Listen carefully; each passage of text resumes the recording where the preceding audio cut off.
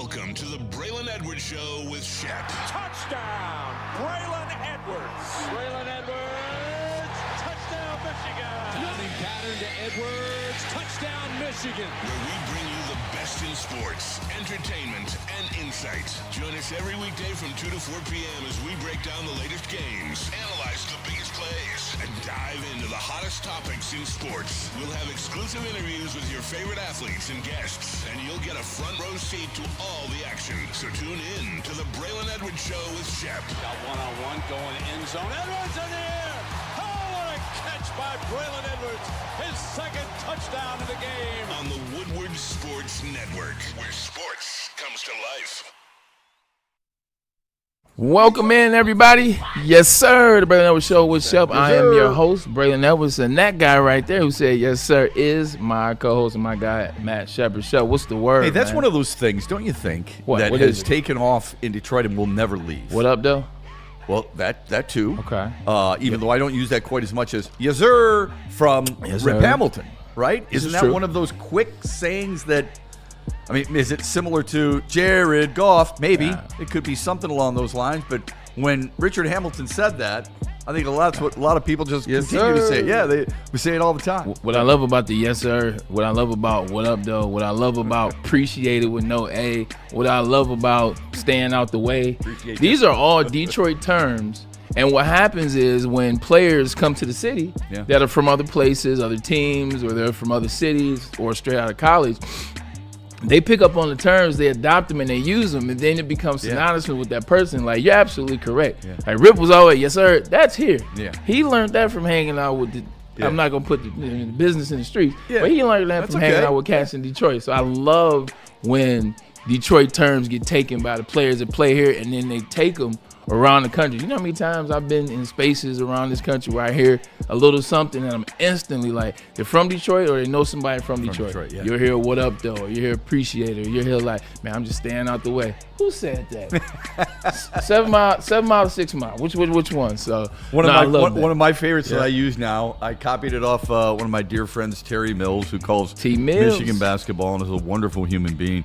What are you doing today? If he's driving, I'm just eating road.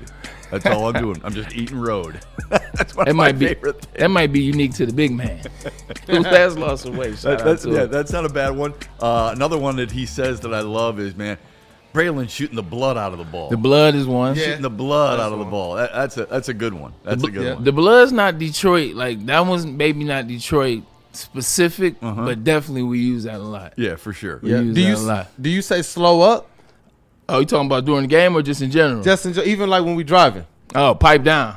Cause we were driving and my wife was she was cruising and the stop sign was coming up on the street we had. And I was like, yo, slow up, slow up. Yes. She didn't know what that Slow meant. up, Slow okay. down. Yeah. Chill out. Well, my For me, wife it's wouldn't chill out. respond very well. I'm She'd like, be like, oh, chill out. slow down, Matt. Slow down. That's what my wife would be saying. She wouldn't be saying slow up. I'm like, yo, chill out.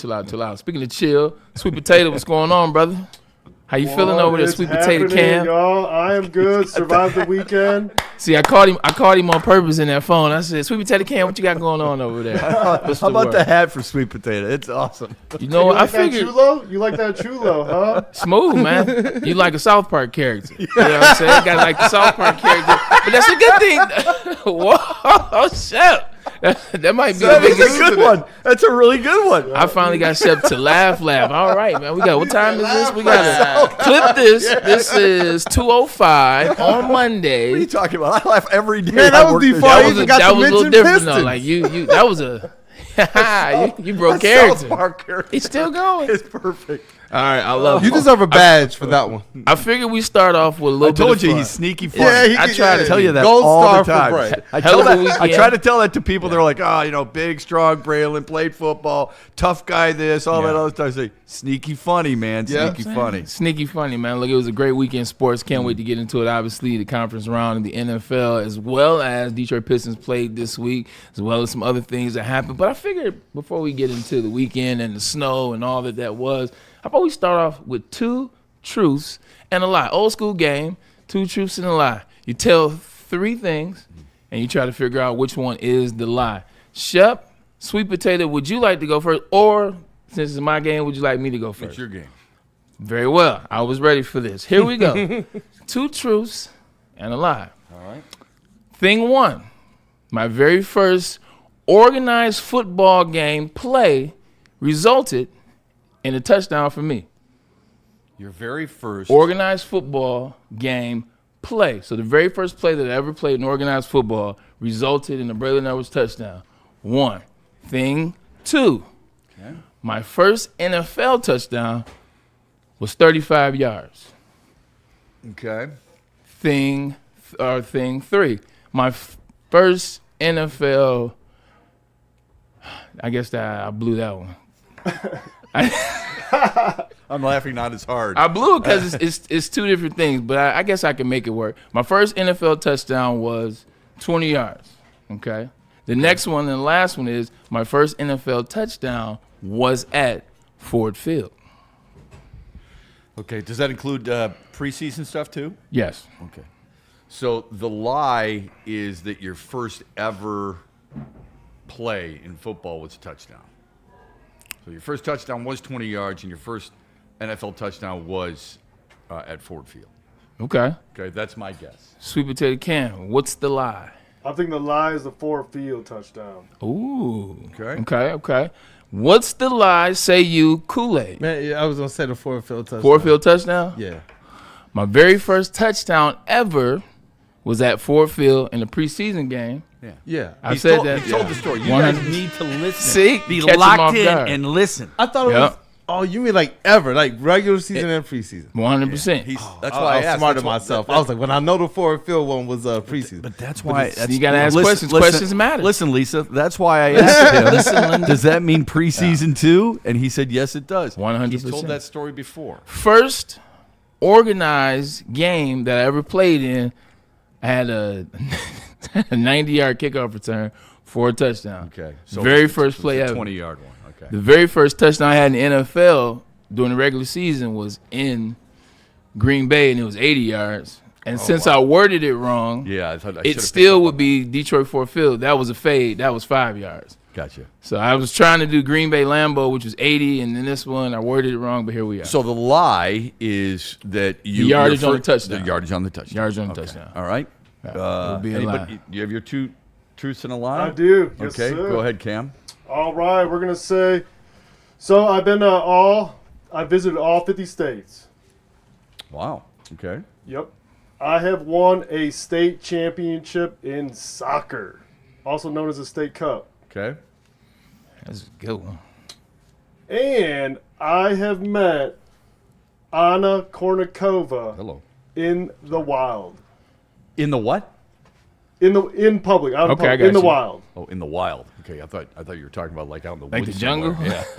Yeah. Okay. You got some good ones. All right, I think I know what I'm going with. We're just guessing the lie, right? Yeah, just Just lie. a lie. I'm gonna guess. You know what? He's a huge soccer fan, but I'm gonna guess. 50s. Even though he loves soccer, I don't think he won a state championship. Okay. So I'm gonna guess that. The other 2 are so bizarre they That they have to be true. Yeah. Like 50. Like people just don't throw 50 states out there for the fun of it. Like I thought you throw 50 states out there if you've accomplished 50 states. Yeah. Right. All right, give me Kournikova. Give me Kournikova. I know that was a recent theme because Sergei Yeah, Fedorov. that's a wild lie. at his That's a face, good though. point by you. Yeah. Because when he was retired, when his number was retired, was Cam in the booth or was he gone? He's in the booth. He would have said something about that. So that's good thinking by you. That's good thinking. Yeah. That's true. I was gonna say all 50 states, but Shep actually. That's a good thought by Man. Braylon. Yeah. Was I in the booth when Fedorov retired? You were around, I didn't, but I we didn't t- think you were. I thought you were out of town. I thought you were with your brother. We talked about it for 3 days, so Okay. All right. I thought he was gone all 3 days. Here we go. What do you say, Kool-Aid? I was gonna I say like this game, by the way. just to get the phenomenal get the game. ball rolling. all man. 50 states. That's pretty epic. What do we got? Sweet potato. What do we got? The lie is I have not been to all 50 states. All right. There we go. Kool-Aid. I'm like, that's pretty epic, man. But wait a second. Somebody should have told 50 states. Now somebody owes us a That story, though. That state cup, though. Shout out to the Ann Arbor Not that story, Mustangs. but shout out. Circa 1996. Nobody, my man, nobody cares Brian about that. They Lee- want the Anna They want the Anna story. Kournikova That's story. what they want. Cornucova, that happened in Portland, Oregon. I was with a chick at the time. We're hanging out at the Portland Arena. All of a sudden, the announcers are like, shout out, Cornucova's in town for this tournament, da-da-da-da-da. Kid you not. You ran over there? Well, no. When she stood up, 500 men stood up at the same time and There's targeted still her. men in America. Got a picture with her. My chick took the picture. Shout out to And the my ex. fingers got caught in her hair as I'm trying to like pseudo put my arm around her Security shoulder. run up on you? No, she did one of these. She did the hair flip and gave me the meanest mud. Okay. While my chick is bawling, crying. Can we? It Do was you pretty- still have that picture? I do. Could you We'll get that picture. please bring it in? We'll Please get that for in. us. I'll have to dig through the archives, but I Okay. will do my Yeah. best. Please. We're not in a rush. Yeah. We're not in a rush. By the time you find it, we'll have forgotten about it, and it'll be a great surprise. Amen. There to we that. go. All right, Shep. 2 truths and a lie. All right, 2 truths and a lie. I'm the only person to do television for all 4 major sports in this market. Okay. All right? I was an all-state baseball player, and I was the only sophomore in my class to play varsity, and varsity all 3 years in football. What's the lie? The second thing you said. I was going to say it one more Baseball? time. Yeah, it's the second thing. Baseball. You said all state, right? Mm-hmm. Yeah, I'm gonna go all state. Remember, there's honorable mention all-state, too, just so you know. Okay. I got you. This was a pretty quick response. I know. Because I think the third one is more impressive. You can get shafted in the one and it not be on you. So I think the third one's more impressive. So I think you're an impressive individual, so I'm going to go with that. And say those 3 again. All right, I'm the only person to ever do television for all 3 or all 4 major sports in Oh, this he market. lied. There it is. Okay, I was all state in baseball, and I was the only person in my class to play varsity Y'all are football good. all 3 years. I think I'm going to have to change mine, Yeah, buddy. we're I think I'm going to have to change it. revision. Okay, I think I'm going to have to change it. I'm going numero uno. okay. Numero uno. Yeah. The television. The 4. Yep. Okay. There's a sport you're missing. And I felt him when he said the honorable mention. I feel that. I was one of those guys. Okay. I'm about to go number 1. The TV. Yeah. Okay. We're going number 1, 2. Yeah, there was a little slip there. So Okay, yeah. I'm reading the key. Sometimes slips are intentional. Oh, no. The lie is all state in baseball. I knew it. Oh, Seth is a pro. Never, you know what? Never second Seven. guess yourself, man. I was Look Look at him sipping this feeling water. good. God. I'm just a little surprised because I've told you guys about my conversation with Jim Schwartz and Right, Jim right. Caldwell and doing Lions preseason TV. You know I've done Tigers. Yeah. Kool-Aid, I would assume you know I've done Pistons. I did a Pistons game a year This is ago. true. And I have done a number of Red Wings games. So that one Yeah. surprised me a little bit. I thought you guys for sure would get Sometimes it. it- I gave you an obvious one. I wasn't good enough to be all-state. Now you know what it Unlike is. some people. You know what it is though, and this is a good transition into the week that was NFC AFC Championship. Sometimes you just second guess yourself. Mm-hmm. Or you Sometimes think too much. Sometimes you overthink it, and when you overthink it, you get in a situation, you make something happen that you knew you should have went with your first mind. Yeah. And I say that to say, I think Sean Payton, when he called the timeout, he should have known not to go for it. He should have took the 3 on, like in that weather, in the conditions with a young quarterback. was Sometimes overthinking. Yeah. you think too much. You have a moment, and when Yeah. you call timeout, you think even more. And I think that's what's happened in that situation. I So, agree with you, and I love that conversation. Are we going to get Kool-Aid's 2 truths and a lie? He didn't make anything up. I can, He was too busy. He didn't make anything up. I can give He didn't you pay something. attention to what's. You got something? I can give you something. Don't do the basketball one because you've already let that one slip. The honorable mention. You know what? But I do have a basketball one. That's on this list. Shout out. Cade Cunningham went to your birthday party. Now you're just giving away some of my dreams. Wait, I said that out loud? No, but This guy. all right, here. I got him, man.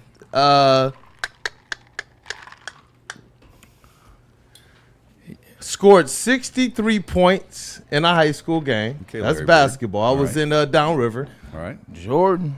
That's a And mama. I did lead. This is the truth. I did lead Downriver in scoring during my senior year. So, Well, okay. I hope that's not one of them because give it away. I met Courtney Cox. Shout out to Courtney Cox, friends and screens. all Played those good in things. Virginia Union, the house that Ben Wallace built. Courtney Cox is like so left field. It is. So, It's kind of like the Cornucova one. very true. I'm going to say Virginia Union. I'm gonna say 63. I think he might have had like 58. Okay. I think it's like he had a major game, but it's like the difference of about 5 to 4 points. Okay. Yeah, I don't know if he's reaching that Kobe status downriver. 63. He Yeah. did lead Downriver in scoring. Remember that? Yeah, who was second place and what was he averaging? 63. I see you out here, killer. All right, what we got, brother? Hold on, let me see. I can show you what's not the lie. You can. A Kool-Aid with hair in the wild. Oh, Oh, what's that? I see you, Courtney Cox. boy, You look good there. I know. Shout out. Oh, And that's the husband in the background. He wasn't too happy. I see you. I see you, Smooth. Where did you meet her? I was actually on the red carpet of President Obama's inaugural ball in D.C. at Club Ibiza. Rihanna was actually the guest of honor. Look Wow. at Kool-Aid. Nice. I was rolling with the hip hop legends. Those are my guys. And you got photos. Oh yeah. Man comes prepared. Oh I love yeah. that. I had to get the photos. I told KG, I was like, one day these are gonna come in handy. So Okay. So that one is definitely not a lie. Okay. And Braylon, he was actually the one that was on the mark. It was something closer. It was 53, not Knew it. 63. I started to say 53. Yep. Okay. Such a random. I came out with some guys too, I tell man. you one. I tell you one out of 3. I tell you, man. 50 states. I'm an idiot for not just saying 53 is a 50 lot. states. Yeah, but he's a traveler. But man. 50 is tough. Yeah, it is. Because You're 50, right. there's like 11 states that you have no business going to. Not that you have no business, but that you have to be very specific. You probably have to be working for somebody who sends you there. 100%. How many states do you think you've missed? Quick guess, probably 15. Yeah, I would say somewhere in that neighborhood for 15. me too. Yep. Somewhere along those lines. Maybe fewer.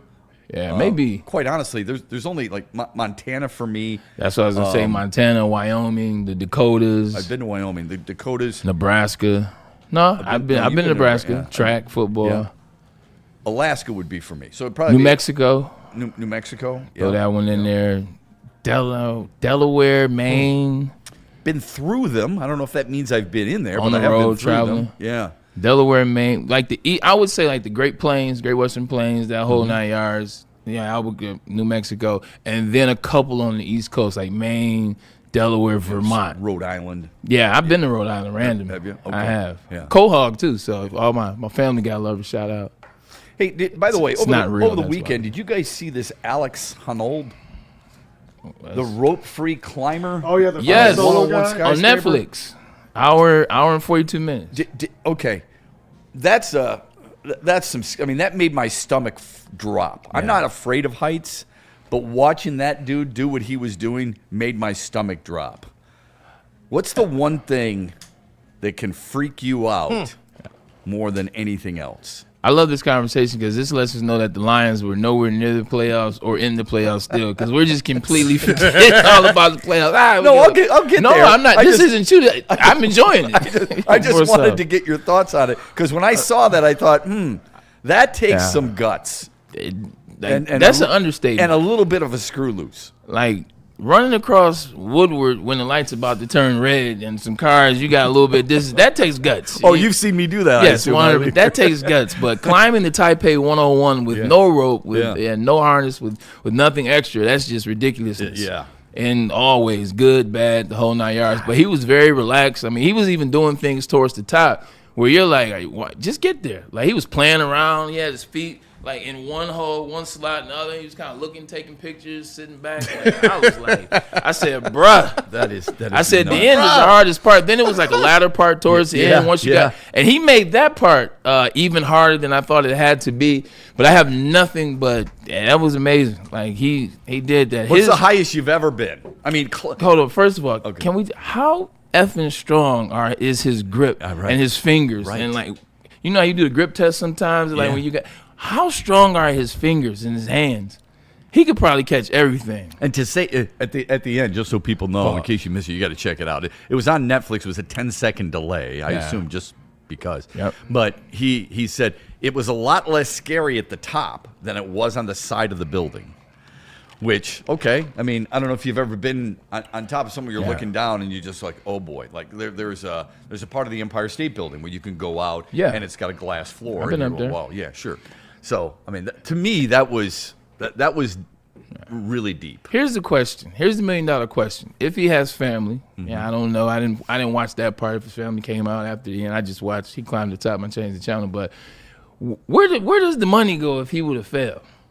Like, is there an insurance policy for my wife and my kids, or hey, we'll let you attempt this, and if you miss, don't worry, we got a little something for you? Or is it like, hey, this is completely at your own peril. You gotta climb the top to get the reward or whatever that is. How do you get the approval to do that? That's what I'd like to know. You can't get insured, I tell you that. No, I don't think so. Hell no. That building is 1,667 feet tall. It's the fourth highest building in the world, fourth or fifth. Is it? Yeah. 1,667, and he climbed it. What made that city say, sure, go right ahead? That's Asia. You know, like Asia's always been into the craziest type things. Like, I remember watching Wipeout when it first started coming on TV. I was like, wait, this is the PG-13 version of what you guys are doing. Yeah, they don't mind anything for the craziness. I don't know. What made him do it?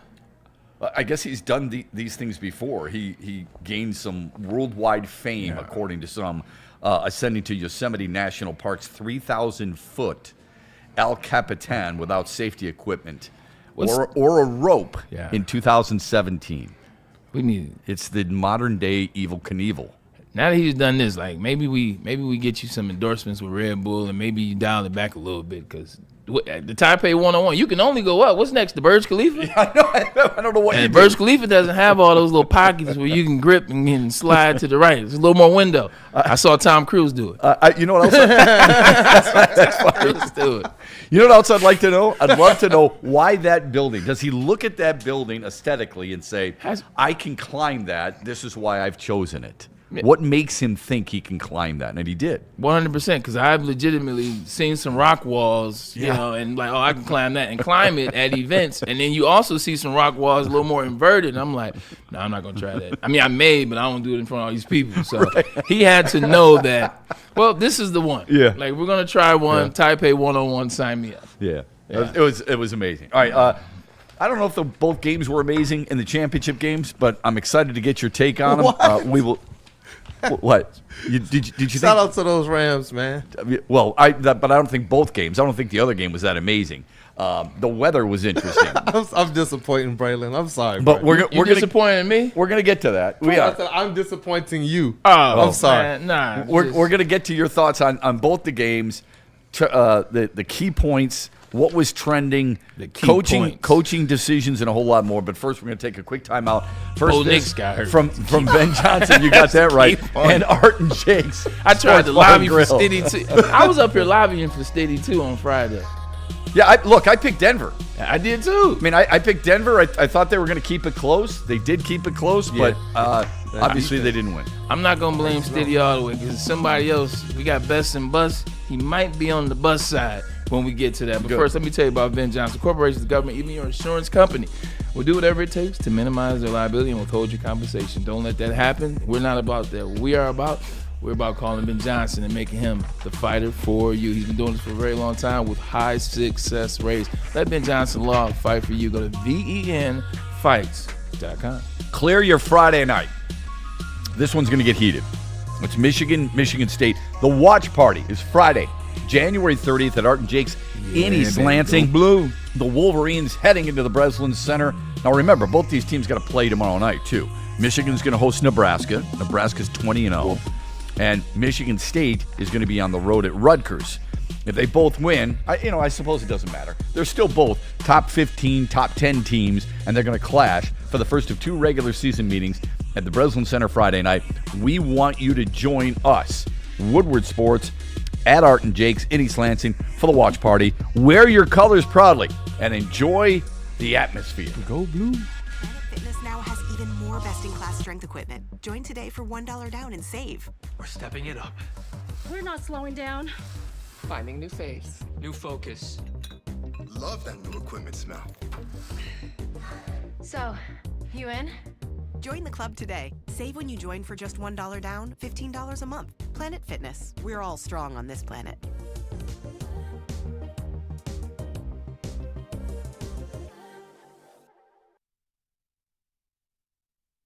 Like a frostbite straight from the divine.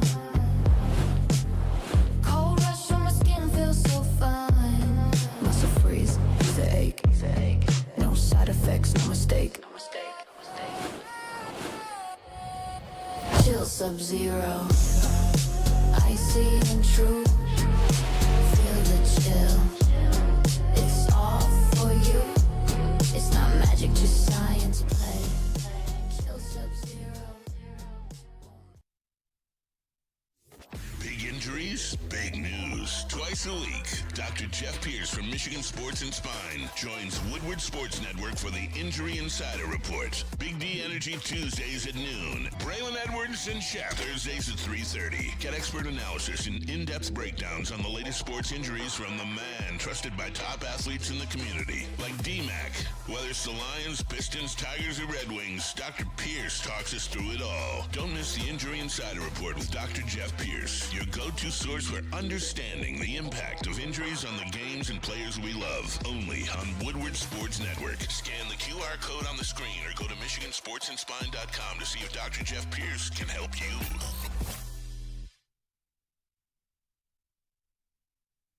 You know how some things are so good they should be world famous, but they're not? Our house-made vinaigrette is one of those things. And the antipasta salad, we drizzle it over. Same with our hand-battered chicken tenders. Original recipe soups and pasta sauces. It's almost as if our original, world-famous Detroit-style pizza is mocking them. And that's not very nice.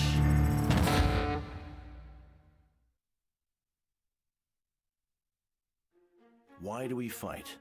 We fight to protect the innocent, to hold the powerful accountable, to bring the oppressors to justice.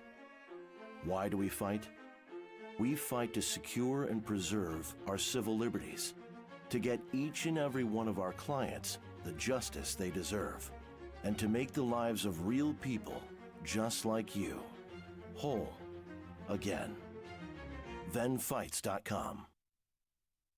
Head to WoodwardSports.com and click on Shop. Get the latest in Detroit sports apparel and exclusive Woodward Sports gear. WoodwardSports.com can get the whole team outfitted. Love the Pistons, Red Wings, and Tigers? We got something for you, too. Shop online at WoodwardSports.com.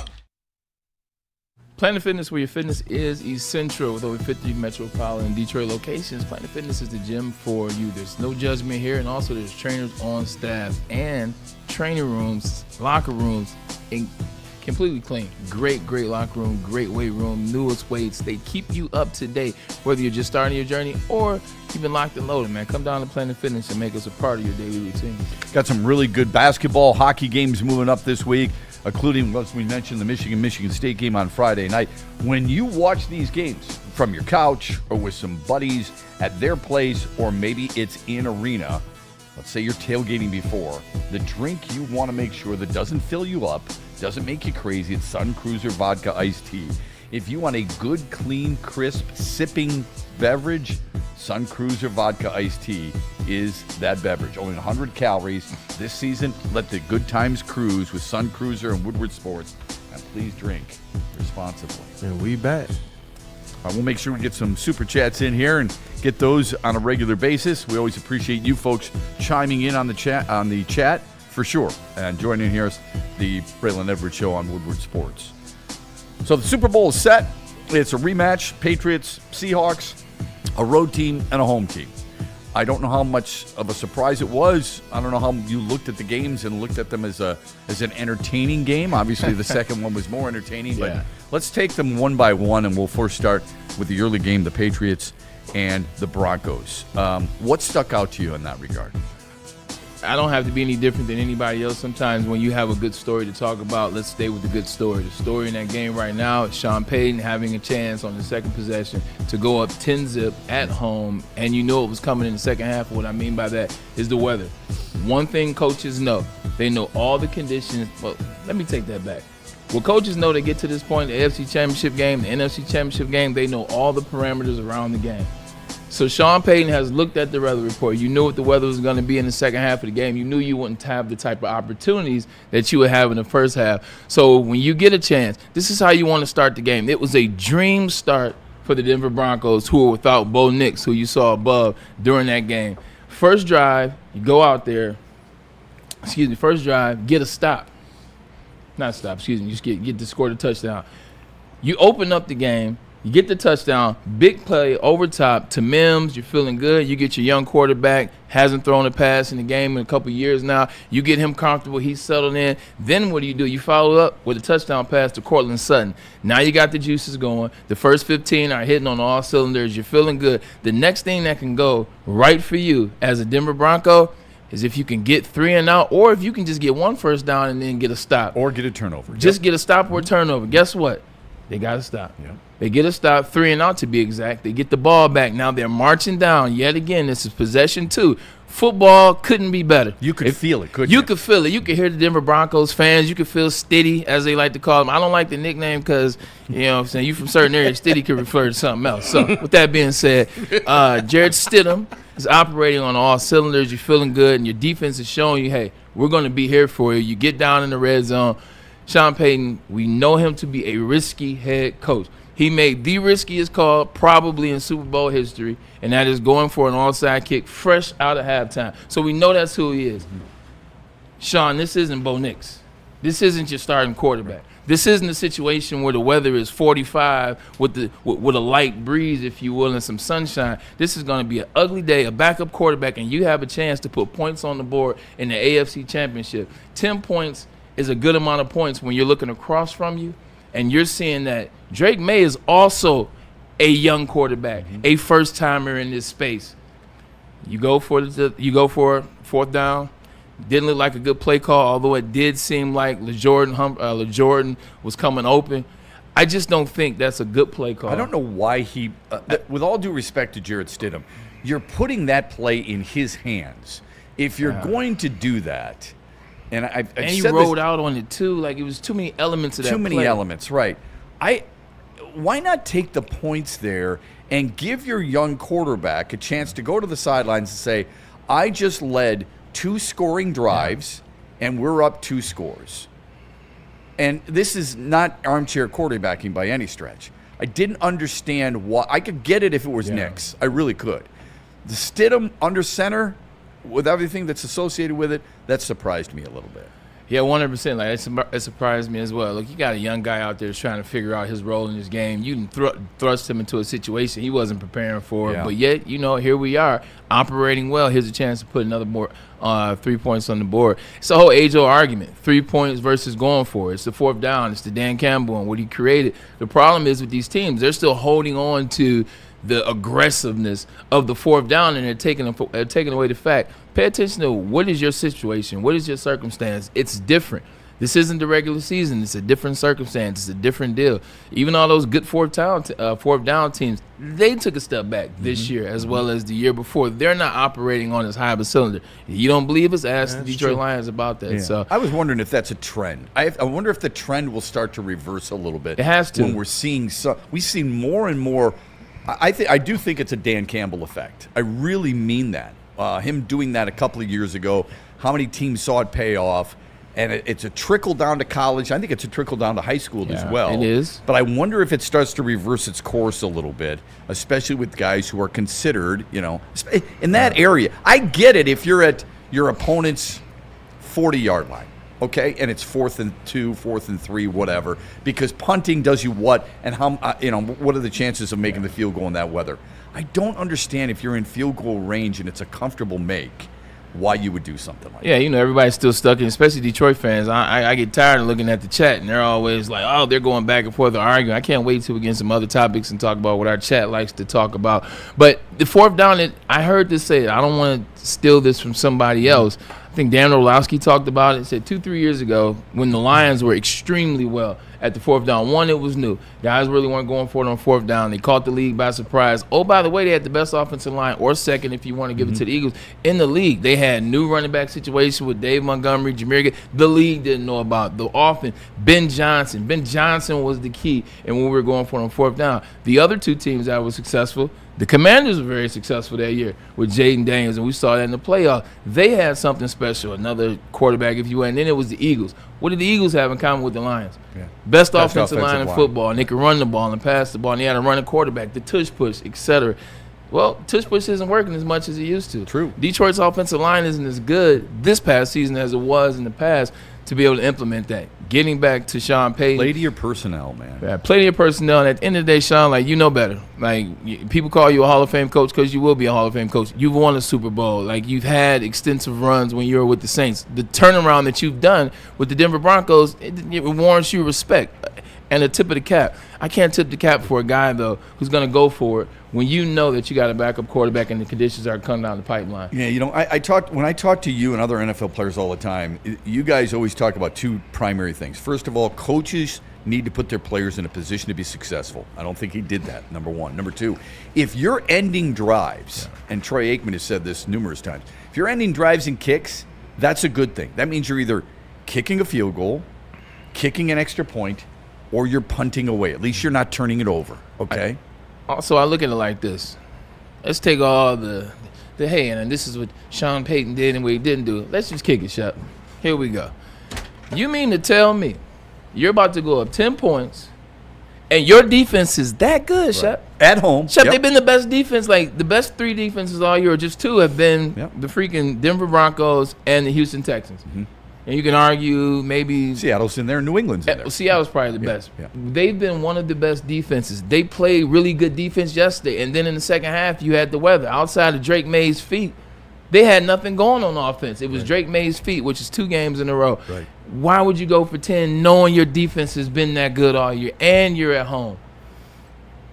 I don't know. Bo Nix is hurt, not Benito. So what Surtain. What do you think it is? Did you think it was ego? Was it desperation? I think it was a bit of both. Okay. I think it is, one, I am Sean Dan Payton. I know how to call a game. I am going to come up with a play. The play is going to work. And then from that, the other side of it mixed together. Let's be aggressive. Why not? We're playing with Jarrett Stidham. Mm-hmm. Like, realistically, they're supposed to be this. I'm just making stuff up. Yeah. But realistically, we're playing with Jarrett Stidham. Maybe we just go for it. Who knows the other opportunities that we'll have to get down this far. You know what? It's 4th and 4. Let's go for it. Why not? I get it, but no. Dude, they gave up 206 total yards, averaged 3.2 yards per play, and only 10 points, and they lost the game. Now, this is one of my pet peeves about the game of football and how it's labeled with certain players and certain quarterbacks and why they get credit for things like that. That's a defensive game, man. The defense won that game, and then a coach lost that game, as far as I'm concerned. Okay, Denver's defense was good enough to win that game, for crying out loud. If their coach does what he's supposed to do, and that is put your players in a situation where they can be successful. He didn't do that with Jarrett Stidham on that drive. He didn't. And then the second time he tried to go for the field goal, make the field goal, it got tipped at the line of scrimmage. Will Lutz goes to kick. It would have been a good kick. We didn't know that at the time. Thought he shanked it. But you go back and look at it, ball gets tipped. Special teams played a major role in the teams that won. Obviously, that block kick right there, that's the game. Mm-hmm. That's the game for the Broncos. And we'll get into the second game, special teams, which has been bad for the Rams all season, came and showed his rear head again. It's going to be interesting, though. When they won, game's over. New England Patriots are the winner. What did you think about their win? Did you instantly go, they won, but whoever wins is probably going to blow this team out or beat this team up, or was it okay? I thought whoever won the NFC game would be the Super Bowl champions, if that's what you're getting at. I'm not trying to take anything away from New England. I know there's been a lot of people online complaining about how easy their schedule is, and it was the easiest schedule in the last 10 years in the National Football League, and how fortuitous they were to get certain teams in the postseason. I would argue it sure wasn't very good fortune to get that Houston defense. That Houston defense was really good, but C.J. Stroud didn't play well. Then they get Jarrett Stidham. They got some breaks. There's a lot of teams that win championships in all kinds of different sports that get breaks. Lakers in '88, Celtics able to get by the Pistons before that. We can go on and on and on, all right? Vladimir Konstantinov was hurt, and he, God rest his soul. Teams, after they won it that second year, that probably helped some teams in that conference in the West because he was one of the elite defensemen in all of hockey. So there are breaks that happen with a lot of different teams. I'm not in the habit of taking things away from teams that accomplish something, but I think it's clear that Seattle at least played a better game on Championship Sunday than New England did. I won't take anything away from New England Patriots because they deserve it all. Mike Vrabel comes in 4-13 last year, 12-5 this year, or 13 if you will. They were number 1 seed. Yeah. No, number 2 seed. Number 2. Denver was number 1. But the turnaround that they had, the team was well. They played defense when they had to. The defense has been much better in the last 4 games than it was probably that middle stretch of the season. Drake May has been elite on the ground with his feet. He's been very cool, calm, and collective the whole 9 yards. I get it. But it's still a team that you feel is a couple players away, which sounds crazy because they're in the Super Bowl shot. Yep. They're a couple players away. They're a couple evolutions away, if you will. Next year, going to be a really, really, really, really, really good team, better than this team, which is even crazy to say. So when the game was over, I'm like, yeah, they deserve to be here, but whoever wins on the other side, I think it's going to be ugly. Speaking of the other side, for the Patriots. Speaking of the other side, that NFC game was super competitive and super entertaining. Yeah. What was your biggest takeaway in that game? Biggest takeaway, we talk about best and we talk about bust for the week. My best for the week is John Schneider, who's the GM of the Seattle Seahawks, as well as his quarterback we'll get to in a second. You just look at, we talk about here in Detroit what Brad Holmes has done. Well, Seattle, John Schneider has done the same, if not a better job as it relates to drafting their talent. Gray Zabel this year, Amon-Ra, who you saw, Nick Amon-Ra, the safety, did a hell of a job. Witherspoon, Jack Smith, Jack Charbonnet was hurt, Charles Cross. Just going down the list of players, they've drafted extremely well, much like the Detroit Lions. Also, they've hit on free agency and trades. Like when I'm watching Leonard Williams out there, I'm like, damn. Yeah. They went and got him for a second and a fifth, did his thing in 24, and they extended him in 25. I also saw Dexter Lawrence, who played for the Dallas Cowboys, talked about how bad the Cowboys were. You'll never win a Super Bowl. Everybody gave him hell. Well, they picked him up, and he's played extremely well for them. At the trade deadline, Rashid Shaheed picked him up at the trade deadline. What'd he do this past game? 1 catch, but that 1 catch was for 51 yards, and it backed the Rams' secondary up. It softened them up, and they saw it coming. Last week, what did Rashid Shaheed do? First play of the game, his kicker off return for a touchdown. The Seattle Seahawks are the number 1 seed because the comeback game against the Rams, Rashid Shaheed, a punt return for a touchdown. So I was just looking at all the players that he's drafted, all the players that they went out and traded for, all the players that they've gone out and gotten free agency, spent the money to make it happen. And then talking about those players, Sam Darnold. Like Sam Darnold, we talked about this before the week was out on Friday. What would it take for us to change the narrative on Sam Darnold? I said, he's got to play. It's got to be because of him. When you watched that game last night, everything he did, you could tell he was playing to show you that, look, I may not be trying to prove to you, more so myself, but I'm going to show you. It's my time, and my time is now. Shout out to John Schneider for going up and picking up. And here's, by the way, you about to catch a stray, Minnesota. Minnesota could be the bust of the week, if you will, for letting Sam Darnold go. 14 wins last season. Let him go. He's coming back with another 14 wins this season. Now he's in the Super Bowl. So remember what Daniel Jones did for the Colts until he got hurt. He was also in Minnesota. He was on the sideline. 100%. He was holding a clipboard. So that's another. And they chose to let him go too. I'm not saying he would have been the difference. Right. I'm just saying he would have been better than J.J. McCarthy was hurt, and he'd have been better than Brosmer was. Yeah. 100%. So shout out to John Schneider, who brought me to the Seattle Seahawks in 2012, and then shout out to Sam Darnold. Like, he was resilient.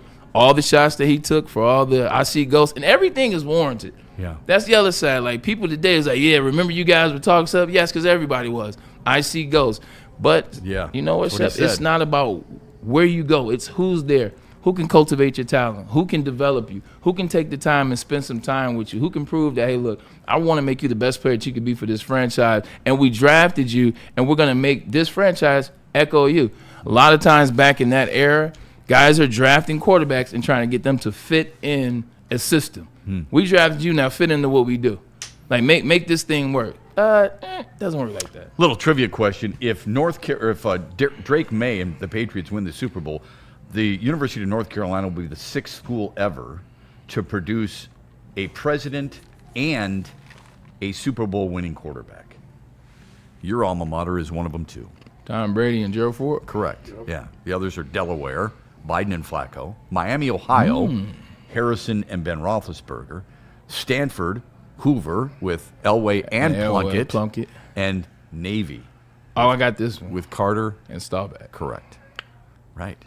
Yeah. Oh, and they've also won an NBA title, or not? I guess I was going to say an NBA champion in David Robinson, but Navy. They didn't go there, right? Yeah. They didn't go there. But I think that's pretty interesting. North Carolina could do the same thing, obviously, with Michael Jordan and a number of others. But anyway, so those are good. Those are really good ones. The Seattle matchup with the Rams was so intriguing to me. It was a lot higher scoring, at least than Kevin Burkhardt and Tom Brady, who called the game, thought it would be, even though their last meeting of the year was a high-scoring game. Tom's getting better, too. I think he's really good. Tom's getting better. I do. I think he's a hell of a lot better than Tony Romo. I want to take it. Insufferable. It is. Insufferable. It is only because, I think you were laughing when I put this in the text. You have one game to prepare for all week, okay? You have all week to get ready for it. This is not a turnaround. This is not the tail end of a back-to-back in hockey where you've got 5 new Russian names to learn. It's not a back-to-back in basketball where you're not sure who may play and who may not. And it's not, the 20th game in a 21-day span in baseball. This is one game a week. Christian Gonzalez is their best corner, and he can't name him. He uses the corner as a name on why Chris Mims was able to beat him down the sideline. It's very frustrating for me. I don't get it, but I digress. Okay. Look, people could blame coaches and players all they want, but I think there are certain plays that get hidden.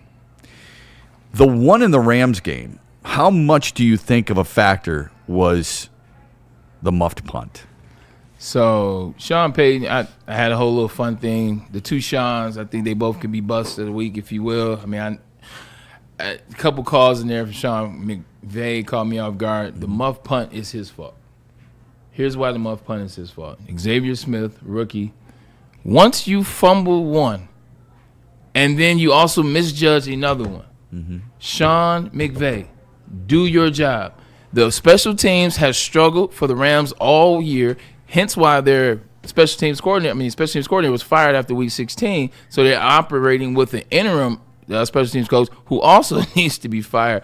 But once you see a young guy in a game like that go out there, muff a punt, and then misplay another one, Sean, you got to put somebody back there. You got to put somebody else. You see when the end of the game came, that punt, who was back there? Kyron Williams. Kyron Williams. That's a situation. He put him there in the second half. Yeah.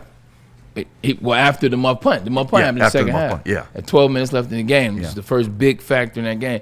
Once you see it you see what a guy might be thinking a little bit too much. You know what? Hey, he recovered that one. Get him out of there. It's a field thing. It's a field thing. Get him out of that spot. Put somebody else in there. That muff punt, although there were a bunch of points scored in that interchange in the next 2 quarters, that one slowed down the Rams' momentum. Yeah. Like, the Rams still scored a touchdown here or there, and they were going back and forth. But that one, they could have taken the momentum because they had just gotten a touchdown. They had just gotten a stop. This is their chance to come down, take the lead with 12 minutes left, and relax. The Rams couldn't relax in this game.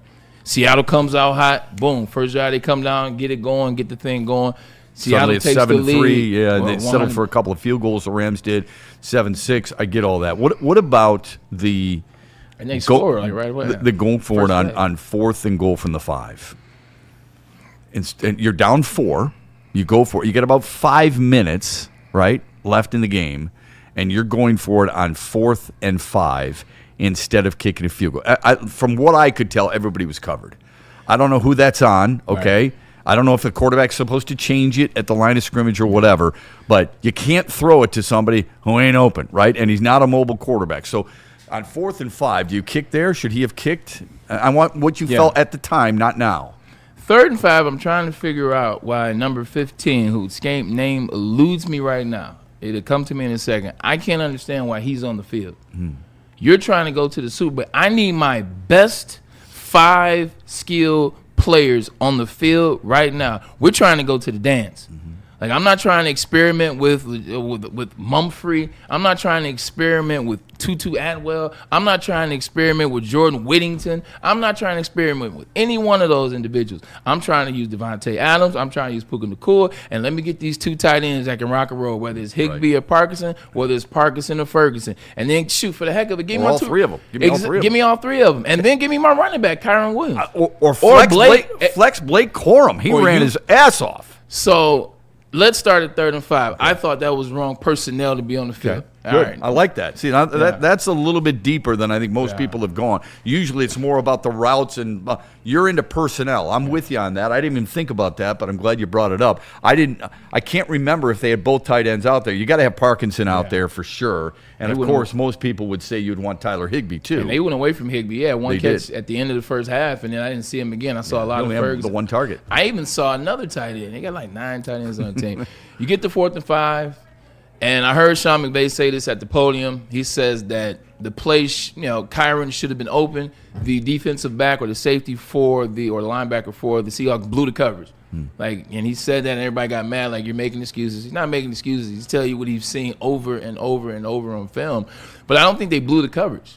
Like, I don't necessarily like the play. I think Stafford threw more of a spot pass as opposed to kind of throwing it up, giving your big tight end a chance. I just think you run that play a lot. You scored on that play earlier in the game. You scored on that play like 2 weeks ago. I think that defense knows what you run. Yeah. And that defense, you called the timeout, or you can call it timeout, and you came back to it. That defense knew what it was. And you can see that he didn't blow a coverage shut. He was watching film, and he took a chance. And the chance paid off for him. Yeah. So I don't think it was – it didn't feel – crisp. It didn't feel like there was confidence from the Rams side in those last 2 plays. It felt like it looked. It felt forced to me. Exactly. And I don't know, to say there was not everybody and is not fair, but I wouldn't doubt if some people were on the sidelines going, why aren't we kicking the ball here? Yeah, why don't we get to within 1? Our defense had picked it up at that point. Had picked it up. They couldn't stop them on the last drive, but they had picked it up a little bit. They were playing with a little mojo. Yeah. Give them that opportunity. I don't know what it is about the NFL lately, but it sure seems like people are getting more and more allergic to kicking field goals. And they better get out of that. They better. Because 2 teams that, if they would have kicked field goals, could have been a different result. I'm not saying it 100% would have been, but I damn sure guarantee you it would have changed the Broncos' trajectory, and it definitely could have helped the Rams. Shep, sometimes you got to stop overthinking it. I know. Like, who led the league in wide receiving touchdowns this season?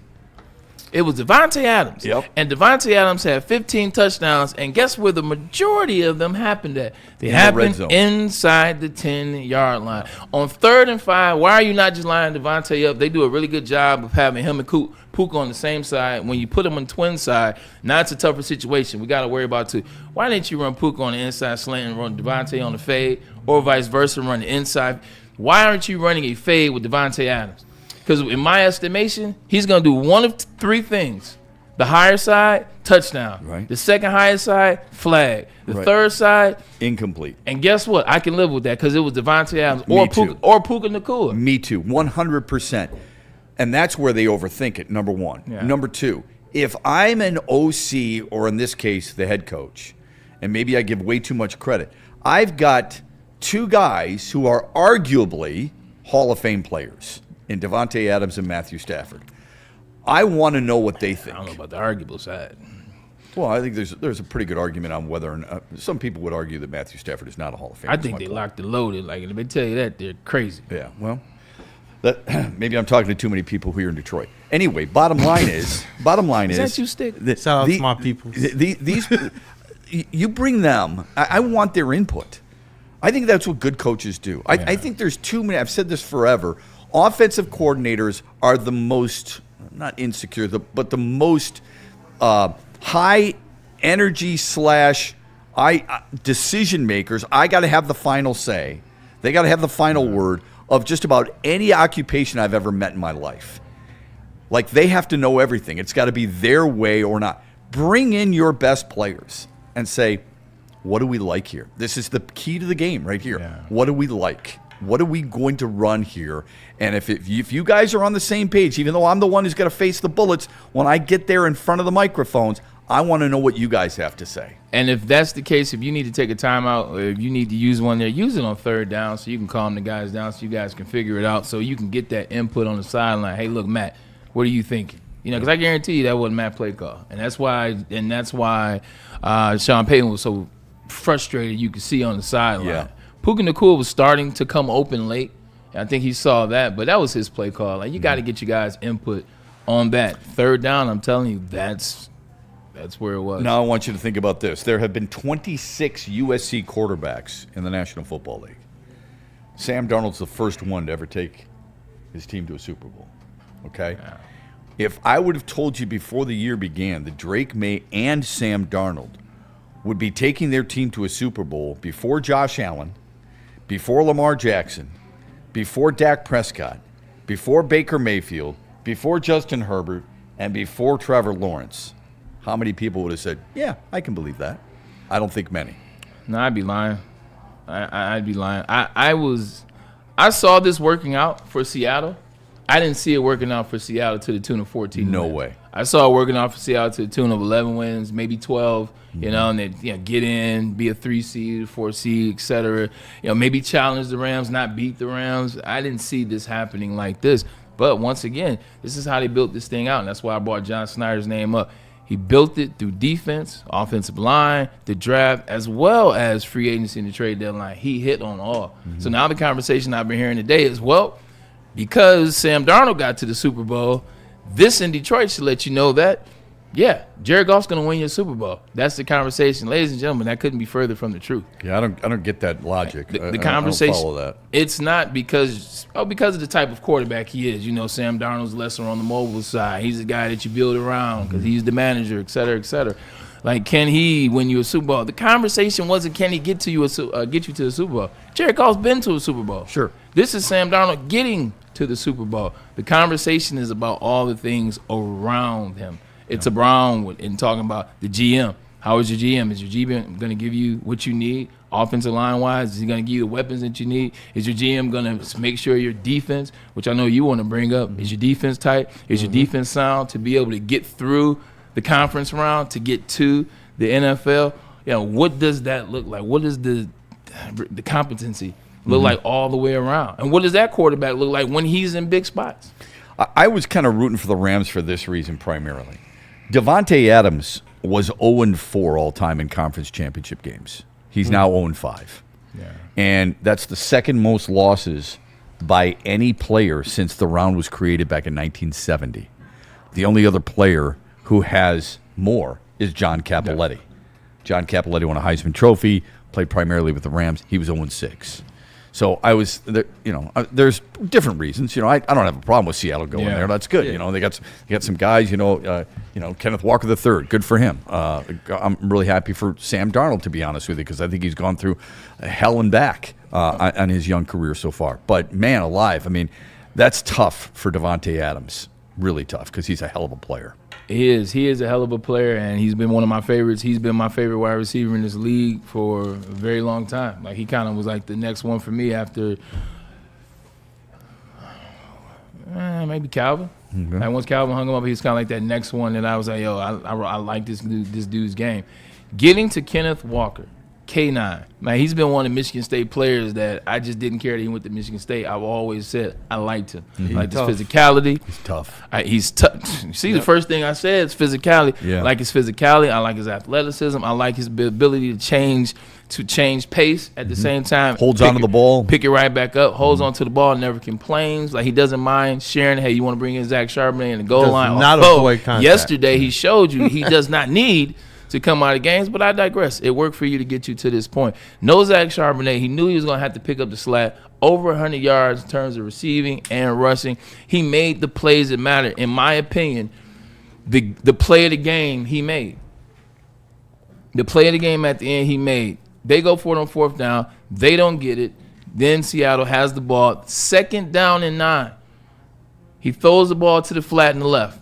Throws it to K9. K9 makes a move on the defender, breaks the tackle, and then goes for 21 yards. Like, and they were hard-fought yards in terms of getting across the field. The change of pace that he did in that play, that was just a quick spurt, and that was a heck of a play by Sam Darnold. But you get 21 yards, now you're comfortable.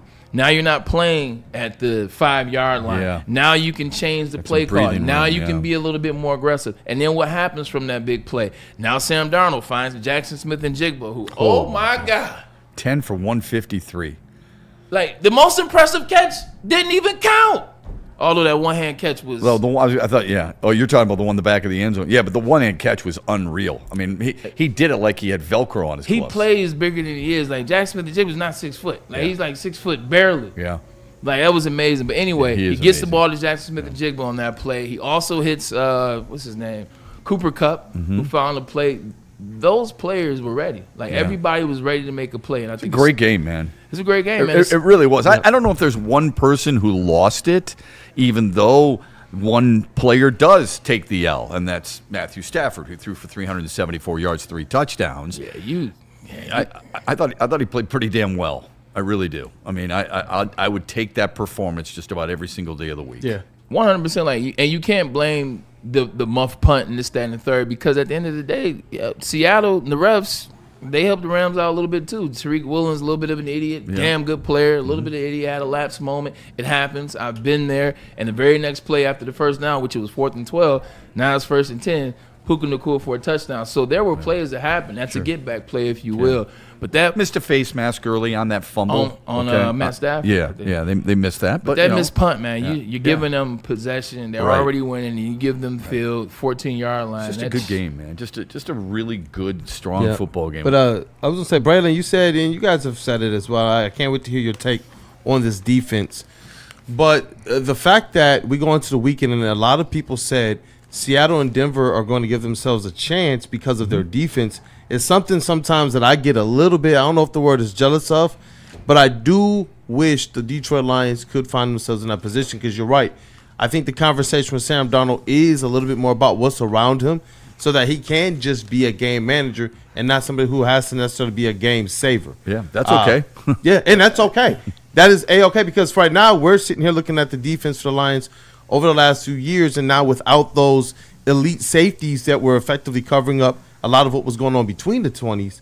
And we saw this defense look a lot different this year. So, I feel like the Seahawks, they did it the right way in terms of putting a lot around him and make sure that defense was stout. And even the different Broncos, they don't get it done this weekend, but the defense without their starting quarterback in there gave them a really, really good chance to actually try and get to play for a championship trophy. I thought about that. I mean, the defense, you can use the word jealousy because that's the word I thought of. Okay. I thought I was in a boat by myself. I think I've made this pretty clear. I don't give a crap about the yards, okay? I care more about – I think discipline's really important, but I care about points. How many points are you surrendering? And the numbers, as Braylon has taught us, can be very misleading at times because of short fields and because points scored against a team goes against the team when it could be a pick six, okay? Something along those lines. But with all that said, 8 of the top 10 teams in points per game against made the playoffs. 11 of the top 12, or 11 of the top 13, made the postseason. That tells you something about defense. Seattle, Houston, Denver, New England. Those are your top 4 defenses in points per game against. The outliers. I didn't even think about New England. Yeah. The outliers are Kansas City and Minnesota.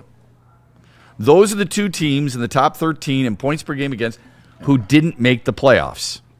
And you look at the rest of that. I mean, you look at Buffalo might be Buffalo's defense might be the worst defense that made it to the postseason. You look what the Panthers were able to do. You look at what the 49ers were able to do. The Eagles, like, everybody's defense can play. Like, people just assume because we've moved into this new era, like, where they're passing the ball a lot. By the way, outside of Rams and Seahawks, people aren't passing the ball as much as they were 7 years ago, 6 years ago. That boom has started to come down. The points per game has started to come down.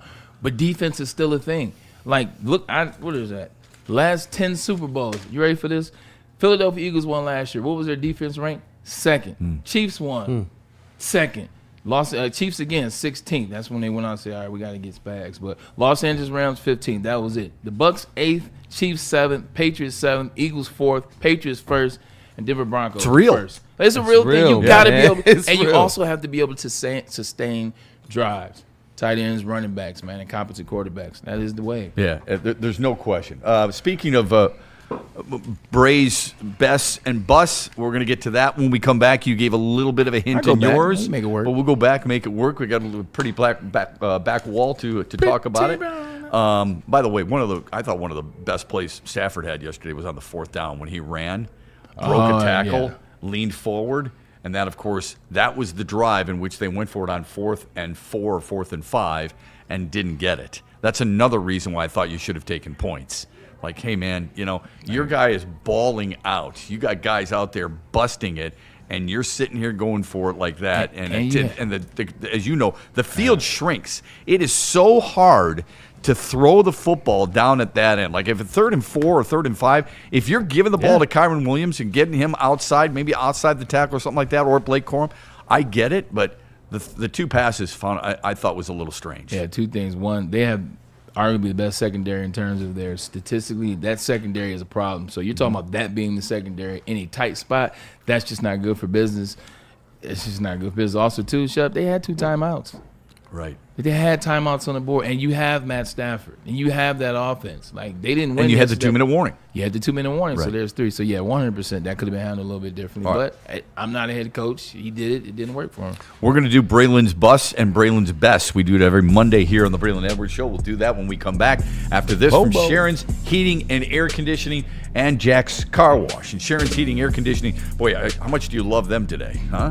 Because of how cold it has been. And it's going to get colder this week. And it's going to be really cold this weekend. So you want to be on the lookout. You want to make sure your furnace is working at premium condition. You want to make sure everything is precise, everything is good, and you don't trust it to just anybody. You trust it to pros, those who are experts. That's Sharon's Heating and Air Conditioning. They've been doing it reliably for over 40 years, fast and dependable, and there for you in an emergency as well. Check out their website, sharonsheating.com, or give them a call today, 734-238-3805, and make sure you mention Braylon Edwards' name. Yeah, 100%, man. And look, check this out. You still want to sign up for the unlimited plan as it relates to Jack's Car Wash, the best car wash in the state. I know it's weather outside, it's a little snowy and it's ugly and it's icy. You still want to get that car wash, though. You want to get the salt off of your trucks. You want to get the wind. You want to get some of that mud and that snow and that sleet that's covering up your video, or what we call the cameras. I know my camera was messed up, so that's why I had to go to Jack's Car Wash. Text WSN to 888-522-1729. Also, remember, man, this is the best car wash in the state. Planet Fitness now has even more best-in-class strength equipment. Join today for $1 down and save. We're stepping it up. We're not slowing down. Finding new faith, new focus. Love that new equipment smell. So, you in? Join the club today. Save when you join for just $1 down, $15 a month. Planet Fitness. We're all strong on this planet.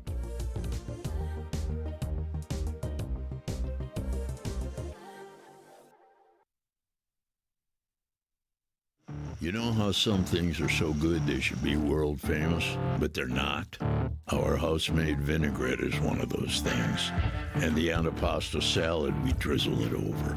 Same with our hand-battered chicken tenders.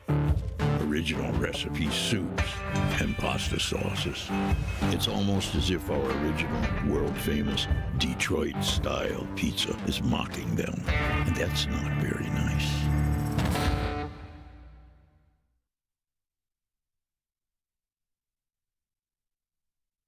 Like a frostbite straight from the divine. Cold rush on my skin feels so fine. Muscle freeze, the ache. No side effects, no mistake. Chill Sub-Zero. Icy and true. Feel the chill. It's all for you. It's not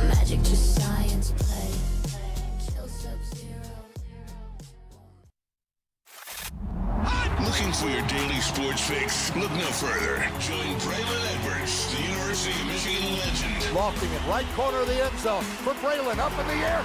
Touchdown, Michigan! And Shep. Do you believe this comeback? Your favorite sports commentator as they tackle the hottest topics in the world of sports. Catch the Braylon Edwards Show with Shep, Monday through Friday from 2 to 4 p.m. on the Woodward Sports Network. Get ready to laugh, learn, and love sports like never before.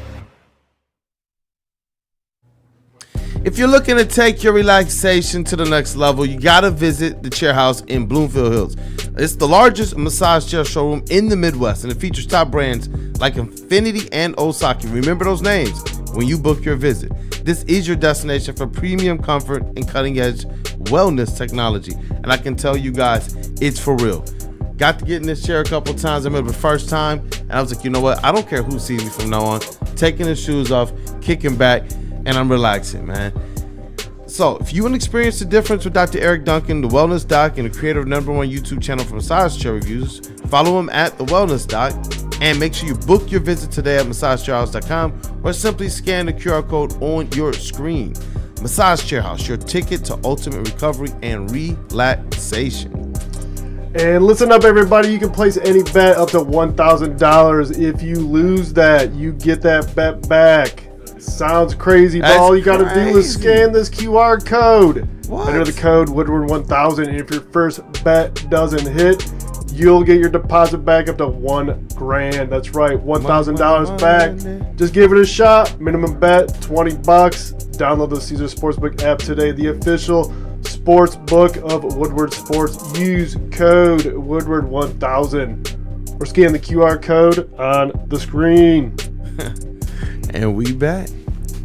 By the way, just for the year, Stafford 5,643 yards, 72.3% completion, 52 touchdowns, 9 picks. Not a terrible year. No, it definitely wasn't a terrible year. Last 2 years for Sam Darnold, 8,300 yards, 60 tugs to 26 interceptions, 67%, 307 rushing yards, and 1 rushing touchdown. Now, he's been pillar consistency. Like in this league, that's what doesn't get talked about enough, and that's what last Friday when we put up the graphics and we're talking about who's in the MVP race. Right. First question I asked, even though it wasn't the guy I was voting for, first question I asked, where's Sam Darnold? The first question I asked. I didn't say he was gonna win, but I said, Sam, you have Trevor Lawrence, right? But no Sam Darnold. Yeah. You have Josh Allen, who lost to the Dolphins and the Falcons, but no Sam Darnold. What's that tell you? It's all about it's consistent numbers. No, it's a continuing theme or continuing story.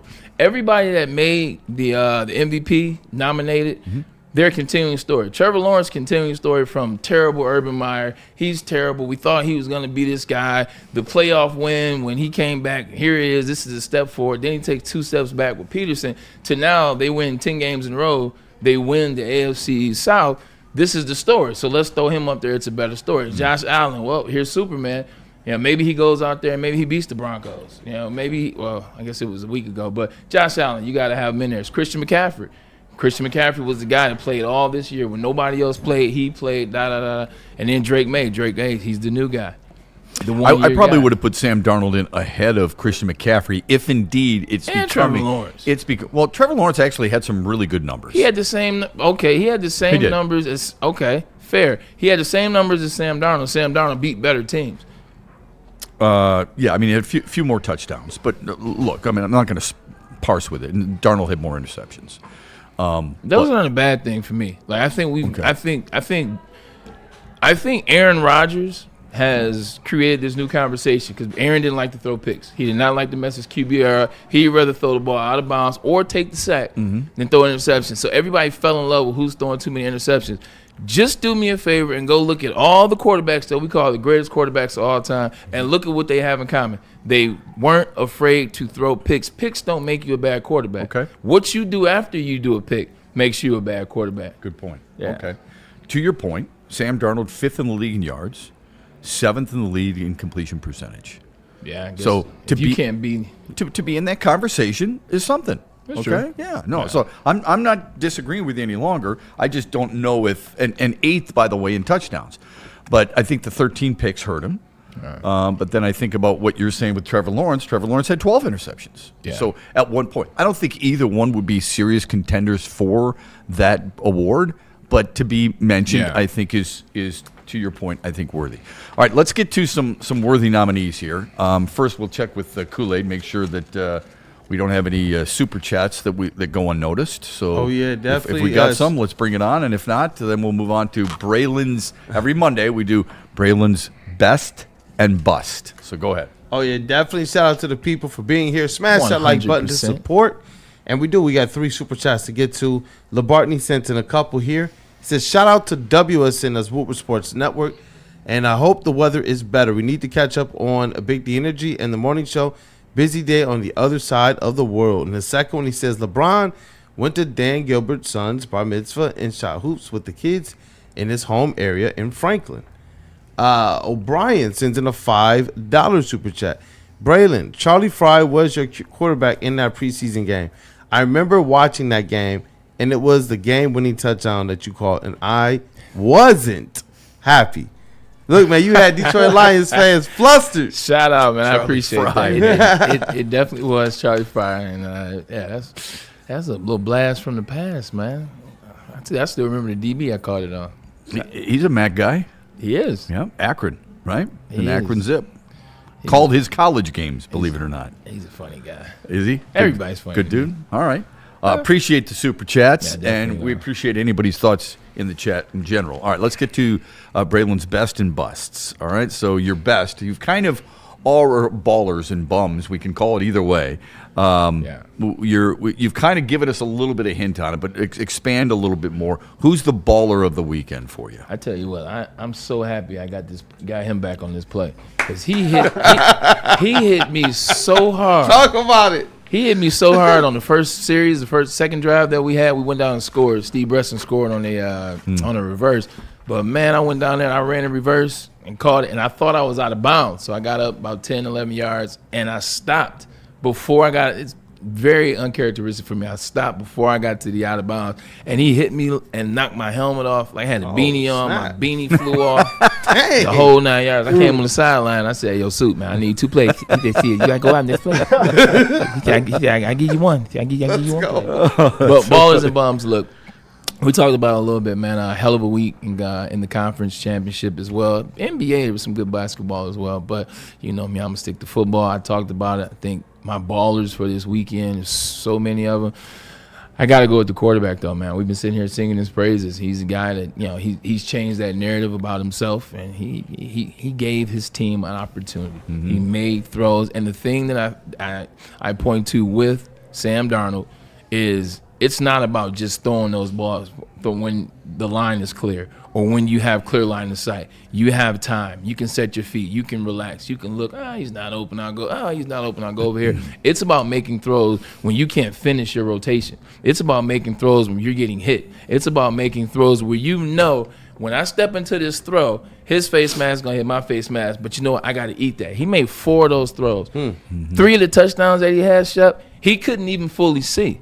Like, that is what I'm talking about, taking that next step. So if you want to tell me that a certain quarterback that plays here can win you a Super Bowl, I won't argue. I'll just say plays like that, he's got to start making. Yeah. Because a lot of times when talking about the quarterback that plays at Ford Field, when he's looking to make those plays, if they're in his space, you see that.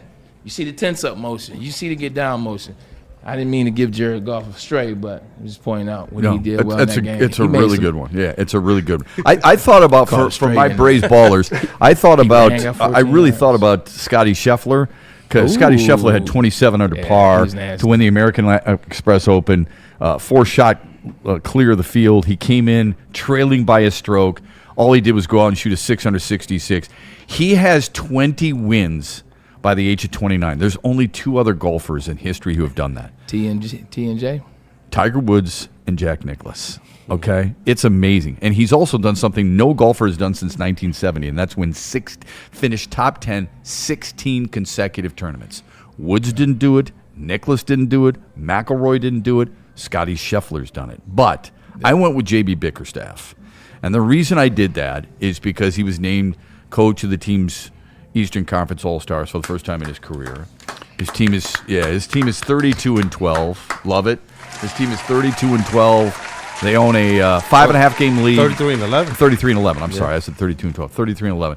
They own a 5.5 game lead in the conference, but I think too much is made of the conference and not enough of the division. They are kicking everybody's ass in the division. They're 7.5 up in the division. So to be the fourth Pistons coach to ever do it and the first since Flip Saunders, I think as soon as I heard that announcement, I'm like, that's Bray's ballers to me. Bray's best. That's why I got JB Bickerstaff. Yeah, Scotty Shepard, just getting back to that, like he just enjoys golf. Like he doesn't enjoy anything around it. And I think no matter how focused and dedicated you are, at some point, those American Express commercials start looking good. At some point, the Genesis car commercials start looking good. At some point, insert this or insert that. Or he's not a guy that he doesn't care about any of that. I know. Like he just cares about being the best. And it's to his point. He's like, man, I don't know how much longer I'm going to play golf because I only care about golf. I'm only focusing in. He said, and as soon as I win, by the time I'm in my car going back to the hotel or going back to the Airbnb, I'm now already thinking about what the next win looks like, what the next tournament looks like. And he said it's getting mentally draining. So I wouldn't be surprised if he was one of those ones that retired way before and then maybe came back and did researches. I do think it's one of those sports that just takes so much out of you.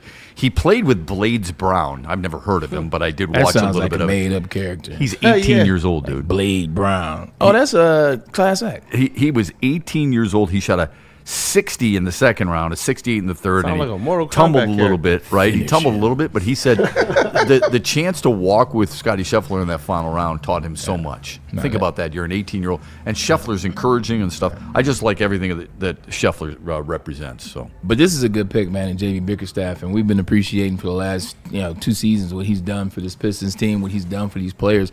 Just a quick note. I looked at some stats real quick. I forgot what they were, but I know what they meant.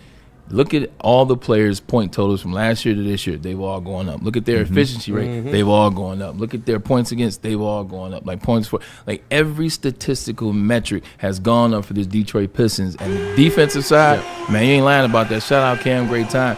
It's just gotten better and better and better. They're becoming better versions of themselves. They're not just winning games. They're not just 5 up ahead. They're actually playing better than the other teams by a long shot. Like, that's what's so impressive about what JB Bickerstaff is doing. Like, you look at the graphs, like, they tell the full story. 118 last year, 111 this year. Just here's what I think I like more than anything else. And correct me if I'm wrong here, Kool-Aid. They have only allowed 1 loss to turn into 2 twice. Okay, that's what I liked most. So they lose to Houston, which was coming off the tail end of a back-to-back, by the way. KD was cooking. Okay, and he was cooking, and he was also telling a lot of people in the audience what they should go cook. Do you have a problem with that, Shep? I can't say that I do.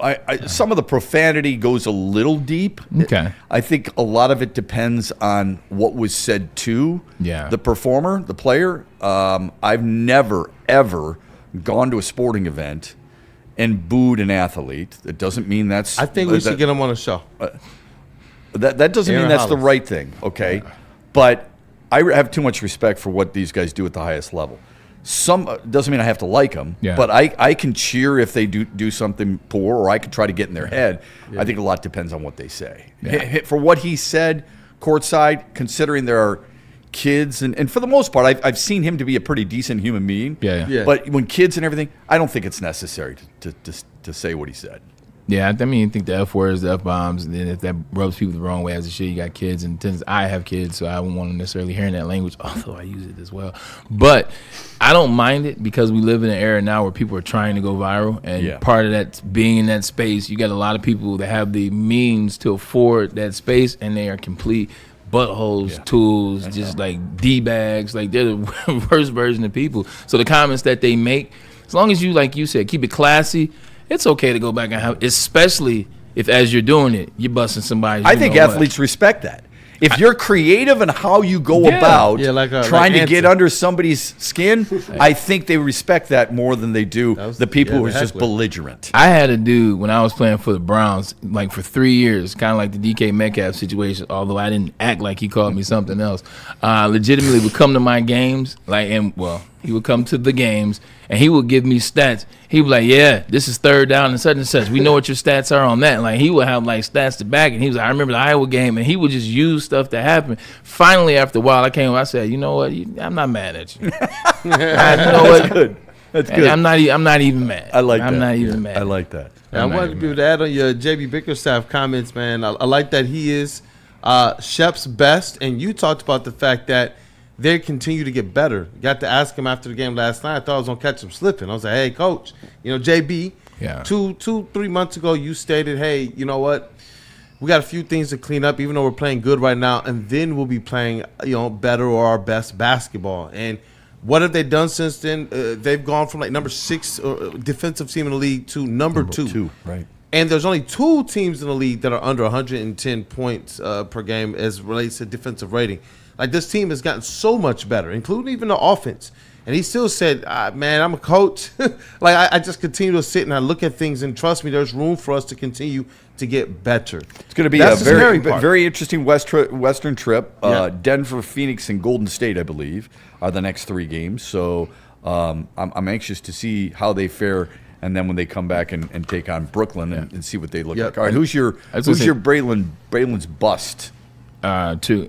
The last thing about JB Bickerstaff, he's also still waiting to break through. Like, just like this team is to get into the second round, get to the third round, get to the finals, to be the coach. Like, he's still waiting for that moment as well. Like, he had some success in Cleveland, but not out of that play-in, not out of the first round. Yeah, I did hear over the weekend where Charles Barkley and Shaquille O'Neal went at it just a little bit, because Barkley was talking about the Knicks. Not that he shouldn't have. I get tired of the New York theme, but Detroit doesn't have to be the topic of conversation for every pre- or post-game show nationally. And Shaquille O'Neal kind of called him out and said, I can't believe you're disrespecting, the Pistons, which, again, the word is way overused in our society. It's a joke, okay? Coming out of Shaq's mouth, it was a joke. Well, I think he was pretty serious. And Charles Barkley's response was, I'm not disrespecting them. They have to show me. My thought when I heard it was, what do you mean they have to show you? Show you what? They can't show you the postseason yet. Aren't they showing you through 44 games? I think they've shown people that they are here for real and here to stay, unless there's a major injury to one of the best players on the planet.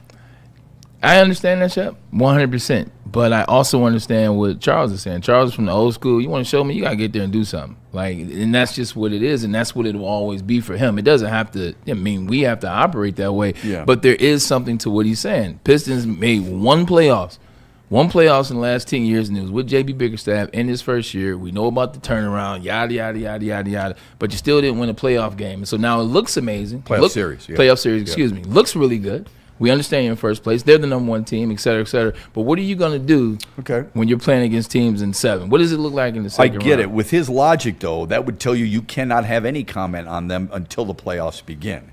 And I don't think that's right. I think you can judge teams based on how they're either progressing, and Kool-Aid just pointed out they're progressing defensively, or on how they're playing at that time. And I don't think he did that. All right, let's move on to your best or your bust. Braylon's bums or Braylon's busts, however you want to phrase it. Sean and Sean. Sean and Sean. Sean and Sean. You might as well throw a third one in there. Sean and Sean. One of them's in jail in New York. That's well done right there. I like that. Good job. Shout out to Brendan who puts this together for us, man. We miss you down here, man. Shout out, Brendan. Sean and Sean. Excuse me. Sean and Sean would be, for me, I look at it like this. These were the 2 experienced coaches as it relates to the conference round. Each have a Super Bowl win. Those were the ones, the younger quarterback and younger coaches, Vrabel as well as McDonald, those are the ones that didn't have the experience, but these are the ones that chose to go for it on 4th down and put their teams in bad spots, as well as Sean McVay not taking that punt return Xavier Smith out. I don't care. I'm not blaming that for the loss, but when you change momentum like that and give them they scored the next play. So I would say Sean, lack of calls, lack of pulling them out, 4th down, not taking the points. Yeah. You know better, Sean. Peyton now I'm talking about. Sean Payton, you know better. You had a backup quarterback. You had an opportunity to go up 10 at home with the conditions going to be a blizzard. Speaking of that, Shep, I bought some clips in. Talking about the snow blizzard games. Oh, let's see it. But no, it's just when you're ready. We got some from when I played a little bit just for fun. But yeah, I think these are the 2 busts for me. Okay. 100%. Super Bowl win. It just didn't. They underperformed. I don't disagree with that. I have a hard time blaming Sean McVay on the guy who fumbled the punt. That's the player. That's not the coach. For me, anyway. If That's I'm the a player. coach and I see that a player has fumbled one and he almost lost that one, and then he misjudged the second one, this was the third one. Right. Like he fumbled he lost the fumble of the third one after 2 close calls. The other 2 made you uneasy. Hell yeah. Okay, good enough. This isn't the wild card round where you're like, he'll figure it out. Man, this is like, wait, one more game. Man, Tennessee. Anyway. Man, David Smith. Nah. All right, my heel's Terry Pagula. We know why. It was the owner of the Bills. What he said, the idiocy of it, losing a fan base, I think, to a certain extent. Mike McDaniel turned down a second interview. Phillip Rivers turned down a second interview. They might removed himself from consideration. Might find it very difficult to find a replacement. Now they say it's Joe Brady, their offensive coordinator. There's a few others, but when you could have made this one of the more appealing jobs, I think you've made it a very questionable job moving forward. And those that maybe you don't have as much trust in your front office, whoever that next head coach is. So Terry Pagula is my Braylon's bust or bum of the week. This is a really good one. This is a good one. You see all the comments that have come on all last week, and he doubles back and comes out with another comment. And then, too, you just look at some people have talked about the Buffalo Bills after they left, and you didn't believe them whether you didn't like the player or not, and now we're starting to see that there was more going on to the Buffalo Bills deal than just a wide receiver being disgruntled or a coach maybe not being able to fully coach and get the best out of his players. For a guy that's supposed to be the guy that got the advance and got the raise and got a new position, well, you paid a couple players that did nothing. You got rid of some players that did do something. So Terry Pagula and the Buffalo Bills, how did Phillip Rivers turn you down? Maybe you know what? In fairness, maybe he felt like he just wasn't ready. I don't know. To me, that situation. Yeah. To me, that was a little unique, and I'm not a big. I didn't think it was the right move in the first place. I don't think you did either. So maybe that's the way it should be.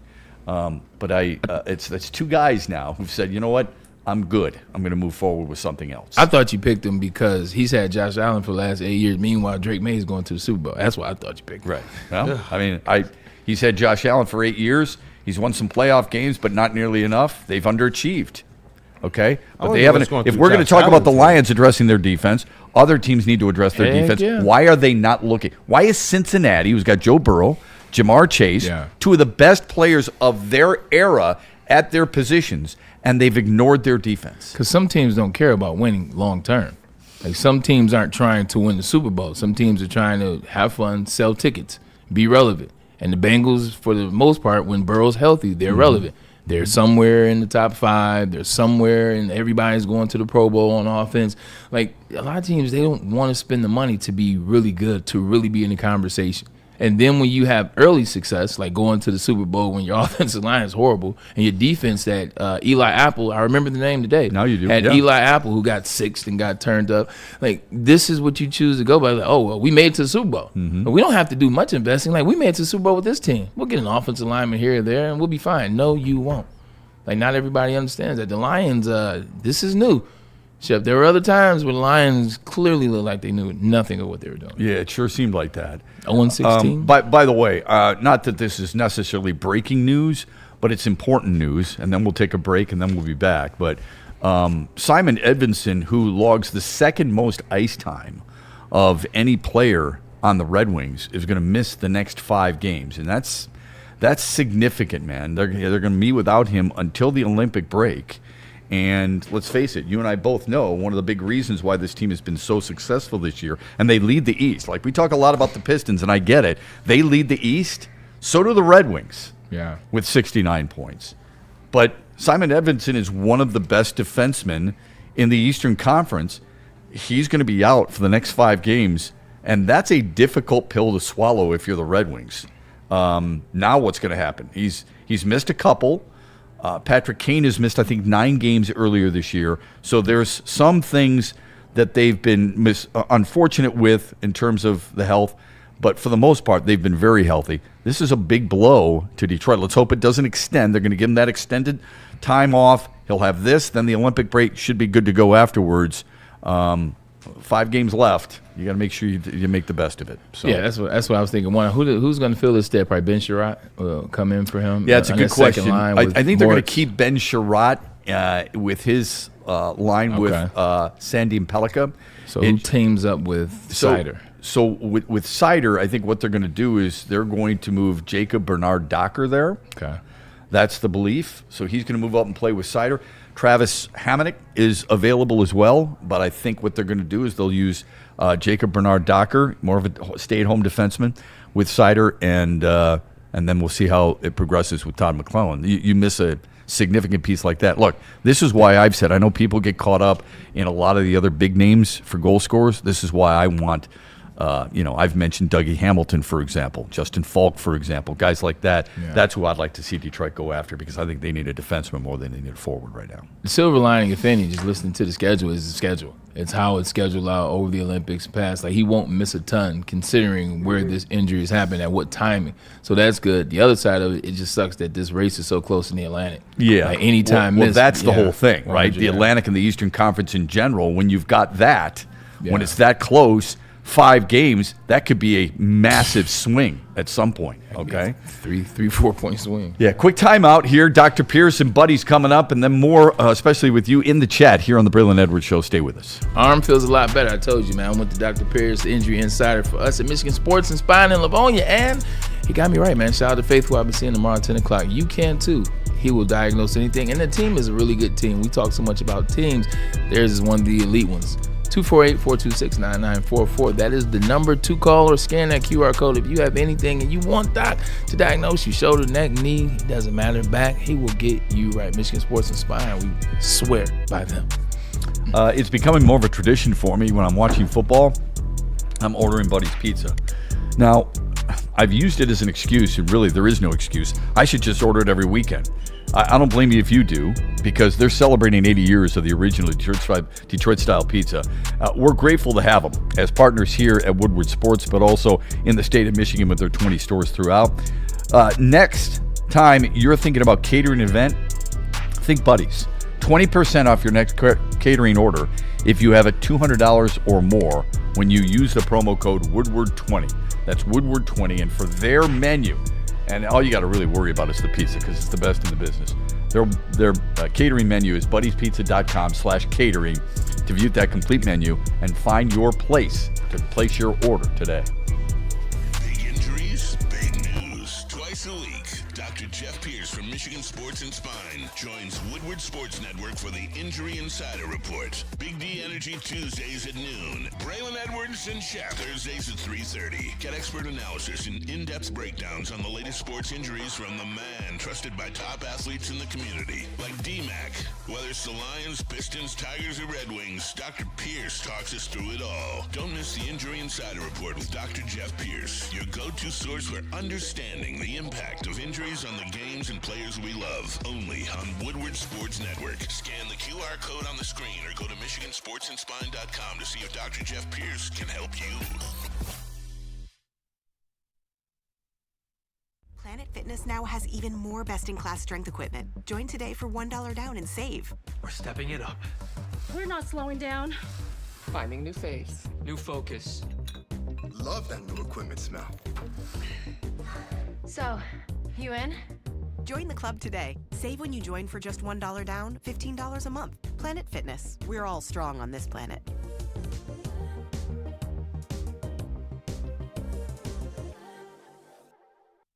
Like a frostbite straight from the divine. Cold rush on my skin feels so fine. Muscle freeze, it's an ache. No side effects, no mistake. Chill Sub-Zero, icy and true. Feel the chill. It's all for you. It's not magic, just science play. Chill Sub-Zero.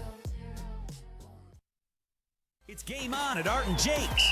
Wings, burgers, pizza, and ice-cold drinks served up with attention to detail. Wall-to-wall TVs, great service, and a vibe that keeps your crew coming back. Art and Jake's, a sports bar setting with a fine dining flavor. to any Lady Jane's Haircuts for Men and claim your throne for a king's treatment from one of our talented stylists. Open 7 days a week. Walk in anytime. Just get to a Lady Jane's today and receive a precision haircut, scalp massage, hot lather neck shave, and a hot towel treatment. A haircut should not be a chore. It should be an experience. And that's exactly what Lady Jane's has to offer. Open 7 days a week. Walk-ins are always welcome. There's always a location near you. Lady Jane's Haircuts for Men. It's wicked awesome. Thank you to all the fans for making Woodward Sports your #1 online destination for Detroit sports. We promise not to drop the ball.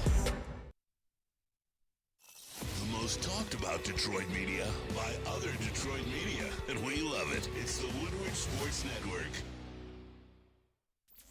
Is that an octopus in your pants, or are you just happy to see me? See what I did there? Go Red Wings! From Octopi Experts, Woodward Sports. Head to woodwardsports.com and click on Shop. Get the latest in Detroit sports apparel and exclusive Woodward Sports gear. Woodwardsports.com can get the whole team outfitted. Love the Pistons, Red Wings, and Tigers? We got something for you, too. Shop online at woodwardsports.com. You smell that? That's Brad Holmes cooking. And the off-season smells good. Woodward Sports. Black Rock Bar and Grill, a sizzle above the rest. Shout out to my boy D-Mac and the first place Detroit Red Wings. Speaking of D-Mac, how about we get you a free jersey? That's right. Darren McCarty be special guest with the Woodward Heavyweights at Black Rock Bar and Grill in Davison, January 28th, 5 to 7 for another Black Rock food review. But here's the special thing. He will be debuting his steak. That's right, the Enforcer Cut 25-ounce ribeye inspired by the legend himself. Order yourself an Enforcer Cut at a local Black Rock today for a chance to win a signed Darren McCarty jersey or 2 tickets for Detroit versus Colorado LCA on Saturday, January 31st. To enter, post a photo of the steak using BR Enforcer Cut and hashtag giveaway. If you do that, pay attention. On the 28th, you get your name called. If your name is called, guess what? You won the tickets in the jersey. See you there. If you're like me, you like things simple, easy, uncomplicated. It's like Lady Jane's Haircuts for Men. Here, you walk in, you sign in to a very clean atmosphere that's got sports on TVs. It's got your favorite sports logos on the chairs, and you've got lovely ladies ready to have a good conversation with you while they make you look handsome and clean. Lady Jane's open 10 till 8, 7 days a week. Walk in anytime. It is wicked awesome. And we back. Do you guys believe spending money means you win or have a better chance at winning? I don't know if it's a yes or no answer, but yes. Depends on how much money. Depends on how much money. Depends on the sport. And how smart you spend. Depends on. So there you go. Yeah, that's what you have to spend. Yes, I think you have to spend, but I think you have to spend it wisely. Gotcha. All right. Let's look at this for just a quick second here. When it comes to Major League Baseball, when you see Major League Baseball right now, the Tigers in the offseason, here's who they spent money on: Gleyber Torres, $22 million; Kyle Finnegan, $19 million; Kenley Jansen, $11 million; and Drew Anderson, $7 million. By my account, that's $59 million. Okay. $59 million. Ooh, that's a lot of money. Well, not from a baseball standpoint. It's not. I was joking. I was joking. So to put that in perspective, I wrote this down. Milwaukee won their division last year. They've spent $1.25 million in the offseason. Okay. That's on Akil Baddoo. That was on one player. I know that guy. I would argue that was misplaced, but whatever. The A's spent $2.8 million. All right. Nothing about the A's is competent. Nothing. Washington, $5.5 million. Not the measuring stick. Yeah. Now let me get to they won their World Series. They're through. Yeah, exactly. The Yankees, $191 million. All right. Baltimore, $195 million. Now we're talking. Philadelphia, $228 million. The Mets, $343 million. The Dodgers, $314.5 million, and they did it on 3 players. Ooh-wee. 3 players, guys. All right? It's a lot of money They bring in a lot of money, Yeah, but they spend it on Tucker, Diaz, and Miguel Rojas. All right? The only team that has spent more is the Toronto Blue Jays, $353 million. All right? I'm not suggesting the Tigers go into that realm. Because if you think about it, the projected tax luxury payroll for the Dodgers this year is going to be $412 million. All right? That's a lot. The total cost of their roster with luxury tax payroll and luxury tax bill, this is why it always kills me when people say, baseball doesn't have a salary cap. No, but they've got a tax bill once you reach a certain moment. It's going to be $574 million. That's what the Dodgers are going to have in 2026. They're all right? Yeah, they're going to make like 900 and split that. take the rest and then pay the people. I'm not asking the Tigers to dip into that realm. Don't get me wrong. But that shows you, that's a pretty good example of showing you the difference between what many people call the haves and have-nots. If you saw over the weekend, Tarek Skubal was officially given his Cy Young award. Aaron Judge was given his MVP, okay, all this stuff. Listen to what Tarek Skubal said about the award and maybe a little bit of a hint of 2026. Kool-Aid, go ahead and play it. It's an honor to be back here, and it's something I'll never take for granted. After last year's dinner, I told AJ, same time next year, but I didn't really know it would become a reality. Skip, for the sake of superstition and a three-peat, let's go ahead and keep the same plan for a year from now.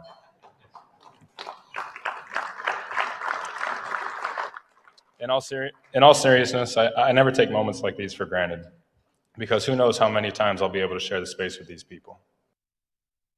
That was a weak reception.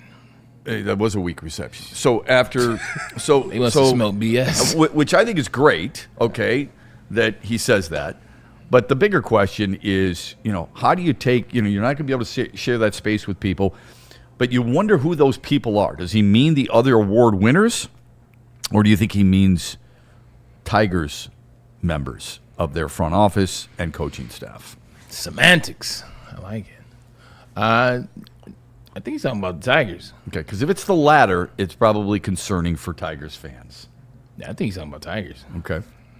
You think he's talking about like the yeah, I do too. The peers? Yeah, I think I do too. I mean, he can easily say, look, I don't know if I'm going to win it again, so I want to be here in the same room with Shohei Ohtani and Aaron Judge and stuff. Well, I got news for you. You're going to play for Team USA, all right, in the World Baseball Classic. You're going to be with Aaron Judge. You're going to be with Bobby Witt Jr. Yeah. You're going to be with Paul Skeens, okay? So you're going to have that feel, and this won't be the last time you do that either. I think also, too, I think we live in an era where I think two things can be true as it relates to players. I think one side of it is Tarek Skubal loves the Tigers. Like, he loves what they built here. He loves the teammates, at least. He loves A.J. Hinch. I think he likes the relationship that he's built with the pitching coach, Chris Fetter. Like, I believe he loves all of that. When they win 2 years ago, the way in which they won, the comeback to get to the playoffs, to win that round, you do it again in year two, go through a stretch where you guys are number one in the whole league. You develop these relationships, and you build these rapport. You fall in love with the city. You fall in love with the Dubs. So I think that part is true. Like, he has built the friendship here. He loves the Tigers. He loves the Tigers fan base. Yeah, he loves the Tigers that come out and support him. All that's true. The other side of it is this is the most business-minded era as it relates to athletes, and he understands the business side as well. That's why he hired Scott Boras. He could have hired anybody else. He could have hired another agent. He could have hired somebody else. He hired him for a reason. Mm-hmm. And Scott Boras is telling him at every turn, this is what you are. This is who you are. This is what your value is. This is what we're going to accept. This is what we're not going to accept. So I think it's two. Yeah, he wants to be here with that team that he's built in terms of that cohesion. Yes, he loves A.J. Hinch. Yes, he likes the fan base. But if the money's not right and you guys aren't invested in winning, maybe he's like, all right, well, I know I won't be here. So when the season's over, you can take that arbitration and shove it up, you know what. Yeah, and Crazy Clown in the chat says he wants to pitch here. I don't doubt that. Yeah. But when people say wants to, okay, if you want to, then I suppose the immediate thought for me would be, then show me. Okay? And I've gone round and round on this, and those of you in the chat and are dedicated and loyal followers of the Braylon Edwards Show, I respect it, and I'm happy that you are, but I'll continue to go back. You're in charge. Don't give me this crap I don't have any control over it. Yes, you do. You controlled your agent Tarek Skubal should be in charge of his agent. If you want to pitch here, as long as the money's right, I'm not saying take a hometown discount or anything like that. You're going to go where the money is. That's what most athletes do. Most, not all. Jose Ramirez is different, okay? And he just signed an extension with Cleveland, by the way. So, but if you want to be here, when somebody says, oh, man, I love him because he loves here and he wants to be here. If he wants to be here, show me. And Crazy Clown's right. I agree, but it's both ways. Yeah. If you want to win, show me. Yeah. If the Tigers feel like you're that important, they need to show him. I agree. But we'll find out how badly each side appreciates the other when we see what the contract offer is and how much he signs for, no matter where that may be. Yeah, 100%. Like I understand both sides, but to his, let's say this is his point. Like, if you want to win, Detroit, like, show me. Like, if you want to take it to the next level, you see what the teams are doing around us, the teams that are going to be there at the end. Like, this is what they're doing, and we're doing nothing of the sort. Like, we're excited that we got to the playoffs. We're becoming Pittsburgh Steelers, and hey, we made the playoffs. It was back-to-back. Here we go. This is time for like, if that's all you're about, then look, then I want to go somewhere and win.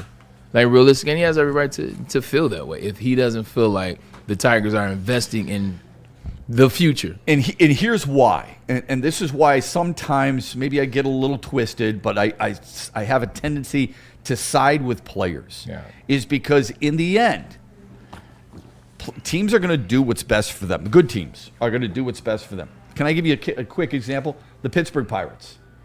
Andrew McCutchen is signed for the last 3 years with Pittsburgh. Yeah. He is one of, not the best. It's not like he's Roberto Clemente. It's not like he's Al Oliver. It's not like he's Willie Stargell. He's one of the best players the Pirates have had. Especially in the modern era. Okay, in the modern era. Yeah. He hit 237 last year, man. Okay? There was nothing special there, or 239, excuse me. He had 57 runs driven in. He had 1 stolen bag. He had 13 homers. Okay? I've always liked him. He's an MVP. He's a Silver Slugger. He's a year Gold 15? Glover. Year 14, 15? I think it's deeper than that. I think it's deeper than that. So that's good. Yeah, it's really good. Yeah. He's complaining that the Pirates aren't treating him the way the Tigers treated Miguel Cabrera. He's complaining that the Pirates aren't treating him the way the Cardinals treated Yadier Molina, Albert Pujols, Adam Wainwright. In relation to them paying him later in the career, or in terms of giving him a contract? Giving him a contract to let him just sit on. Okay. Right. Now, would you want a 239 hitter coming back? Personally, probably not. An on-base percentage with what he has, a slug percentage with what he has. Like it is. So, what's the ticket, and what are you providing in the dugout? Because realistically, like Miggy had to be here because Miggy was getting paid. Like, that's right. And he signed a long deal. There's a big difference between that and being a free agent. But what Miggy was doing in the dugout, what Miggy was doing for the batters, what Miggy was doing for the young players in the dugout, he was providing. Like he was providing a little bit. Yeah, I would agree with that. Yeah, it didn't always show. $30 million. It didn't show because they weren't winning. Where if you're in the results, if you believe a coach is making a difference in a player's career, then you want to see results. If you think a veteran is doing that, where are the results? Where were the results for Pittsburgh with Andrew McCutchen? Again, I like him, but if this is a business and players are going to say, I'm going to go where the money is, if I'm the owner, I'm going to take the guys who are going to get me wins. I think you're 100% too. Like if I'm Andrew McCutchen, this is a different situation than your fellow Pittsburgh franchise, which is the Steelers, who paid Cameron Hayward, and he's in year 17. And Cameron Hayward's all pro this year. Yeah, exactly. So if you're not gonna be all pro, you're not gonna be first team. You have to lower. Just conversation. Hey, look, I know I'm not this anymore, but I still want to be here. Mm-hmm. Because I think what he's lobbying for, without lobbying for, is he wants to be around front office, maybe scout, maybe whatever else is down the line as relates to being a part of this organization that I spent all this time. How do I keep around this sport? Well, it's to be around the team. So I think that's what he's lobbying for.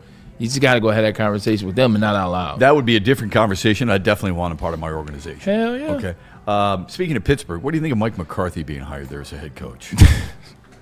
Like when I saw this, I said, "You have got to be kidding." I said, "What is the NFL?" That was the first thought. What is the NFL doing? I'm like, you fire Mike Tomlin, air quotes. You bring in Mike McCarthy, who's essentially, like you said earlier, opposite side, offensive. But I'm gonna look at it from this lens. This is the first hire for Rooney II. This is his first hire. This is him bringing in somebody. This is his first, getting a cut his what is it? Cut your teeth, as they say, and cut your teeth. Yeah. And there you go. But I think he's trying to be safe. And he doesn't want to go try to make a big swing and bring in somebody that doesn't know what they're doing and that loses a bunch of games. He's bringing in somebody that knows the game, has been around the game. You saw what he did for the Cowboys. He's not going to win you playoffs, but he'll get you 12 to 13. He has a great control of offense. I think that's what this move is for the Steelers. Okay. They got a guy that they know can win some games. They got a guy who won a Super Bowl. In fact, he won a Super Bowl with the current quarterback for the Pittsburgh Steelers. So congrats on that reunion. Well, if he comes back. Right. Well, he says he wants to. He And says Steelers said he wants wants to. to. Yeah. The other thing is they don't have to hire two coaches when you hire Mike McCarthy. You don't have to hire an offensive coordinator. Everybody's spending so much time. I got to get the right head coach. Now, we have to get the right offensive coordinator. I think Pittsburgh's thinking like a 2-for-1, which is cheap, but it's smart if you don't care about the Super Bowl. Remember, Art Rooney, the president, Art Rooney II, who had the press conference, said he wants to compete from day one. I don't know if McCarthy, this ain't it. Yeah, I don't know if McCarthy gives you that chance. I don't know who would have been a better choice, but I'm a little surprised that they went that route. And I'm not trying to use age because I don't think that's fair, because there's plenty of guys who are older and still performing at a high level, both coaching-wise and player-wise. I mean, Rodgers at times performed pretty well this year. Andy Reid is older, and look at how good he's been. So I don't buy that. It just seems like an odd fit at this time. It's an odd fit, and the thing that sucks about for Mike McCarthy or anybody else who's going to coach this team, so much money is tied up on the defensive side of the ball, and then on offense, well, you've paid a receiver that wasn't very good last year, right? $33 million, and that's something 100%. That's something you got to eat. So it's not an enticing situation from an offensive point of view. Can I make just one small acknowledgement of what the Steelers are trying to do? In the past, they've gone with defensive-minded coaches, whether it be Noel, Cowher, or Tomlin. This is an offensive guy. What was the weakness of the Steelers this year? Was their offense. Yeah. Maybe that's how they're looking at it. I don't know, but that could be part of it because they need to kickstart their offense. We talked about defense earlier in the show. Offense is pretty damn important too, and you saw it with New England during the regular season, and you saw it with Seattle against the Rams yesterday. Kool-Aid, any other final super chats before we're out of here? We do actually have one. I think you'll like this one. All right. From Michigan Go Blue in the chat, $4.99 super chat says, what is Matt Shepard's best regular season memory calling Michigan basketball games? Oh, regular season memory. Ooh. I want to be the very That's a great question. I would say this. Michigan showed up about an hour because of the weather, an hour and a half before game time at Breslin Center. Nobody thought they were going to win. It was with Zach Novak, Stu Douglas. Ooh. I had a debate with a guy who sat in this chair at a radio station who said, Beeline won't last very long because nobody else wants Stu Douglas. Tom Izzo doesn't go and recruit Zach Novak, which was ironic because I got in an argument with him that Zach Novak's the exact kind of guy that Tom Izzo likes. Okay? Tough, badass, leader, scrappy, all that stuff. Yeah. Until you lose him in recruiting. Yeah, exactly. So they went out, even though they showed up just an hour and a half before, it was one of the more electric atmospheres I've ever been at, and Michigan won that game. So I would say that. This was a loss. It was 1-2 at Indiana. That was really a tough one to swallow, but they got it done. 2013? I don't know the years. I'm not great with years like Trey that. Burke was the point guard? At Indiana? Yes. Yeah. So that would have been either 12 or 13. Victor Oladipo missed a dunk in that game. It's not very rare that missed dunks output ahead of made dunks. There's only like a couple. Like Vince Carter, UNC is probably the best missed dunk I've ever seen in my life. But he was up anyway. He's a hell of an athlete. Yeah, he was unbelievable. Yeah. He could jump out of the gym, no doubt about it. For those injuries, man, like, he was a different player. So that's a good one. I appreciate the question. There's some other ones. Wait, what? Yo. No. For real. Yo, this might actually be for real. Slow up. With 2 minutes left. Giants interim head coach Mike Kafka is joining the Lions in a high-ranking offensive role per rap sheet. That's pretty crazy. Didn't see that one coming at all. That one makes me feel a little bit better. What would that be? So Kafka's coming here. If Kafka's coming here in a high offensive ranking role, what would that role be? Yep, Tom Pelissero setting it as well. Overseer of Petsing. Talk to us, bro. Talk to us for real, bro. Oh, well, then why wouldn't you just hire Kafka? Because he was here. Shep, I don't know. I'm being funny. Oh, I'm sorry. I'm sorry. Serious, I thought no. I thought maybe like passing coordinator or passing game coordinator to help out a little bit because we know that Petzing is the run game. That's what he makes his bones about, as well as the tight end position. So maybe this is to help out. Could you passing. see that? Yeah, because this is a smart move if it's played out this way, because this is not being the smartest person in the room. Hey, look, we got this run game coordinator. He's really good at what he does. We can make this guy the OC. Hey, how about we go get this guy who's interviewing for head coaching jobs or offensive coordinator jobs? We just bring him here to focus on the passing game. Mm-hmm. That could be interesting. But now, why so many hands? Mm-hmm. Yeah, you know Dan's hand is not going to be too far away.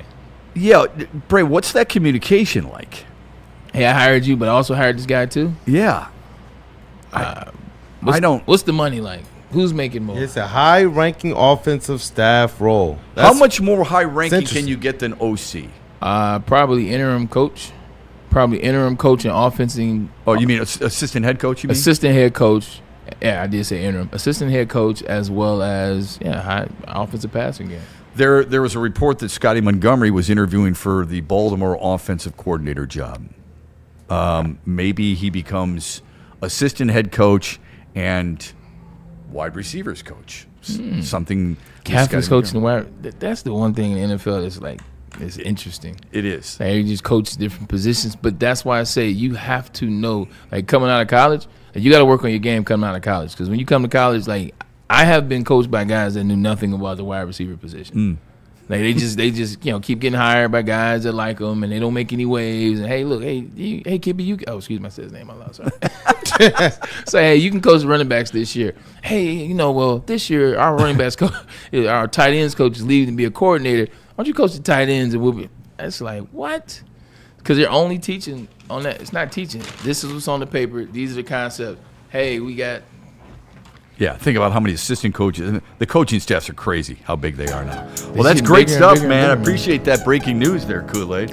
Mike Kafka joining Dan Campbell's staff with a high-ranking offensive position. We can talk about the Lions tomorrow, man. Yeah, we'll be talking about that tomorrow on the Braylon Edwards Show. It starts at 2 o'clock here on Woodward Sports. Thanks for joining us. Have a great Monday, everybody.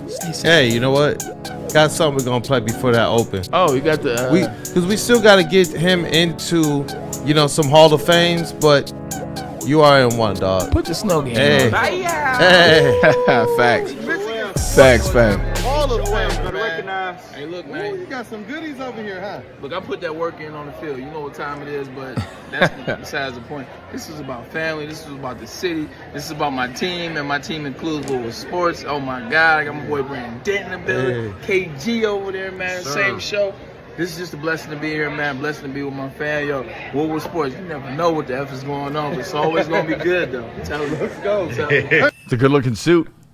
Yeah, shout out to Bray, man. I was man. I was looking at some stuff. That's a laugh, We've captured you at some events over the years, and we're going to continue to make sure we get that stuff here on this show, too.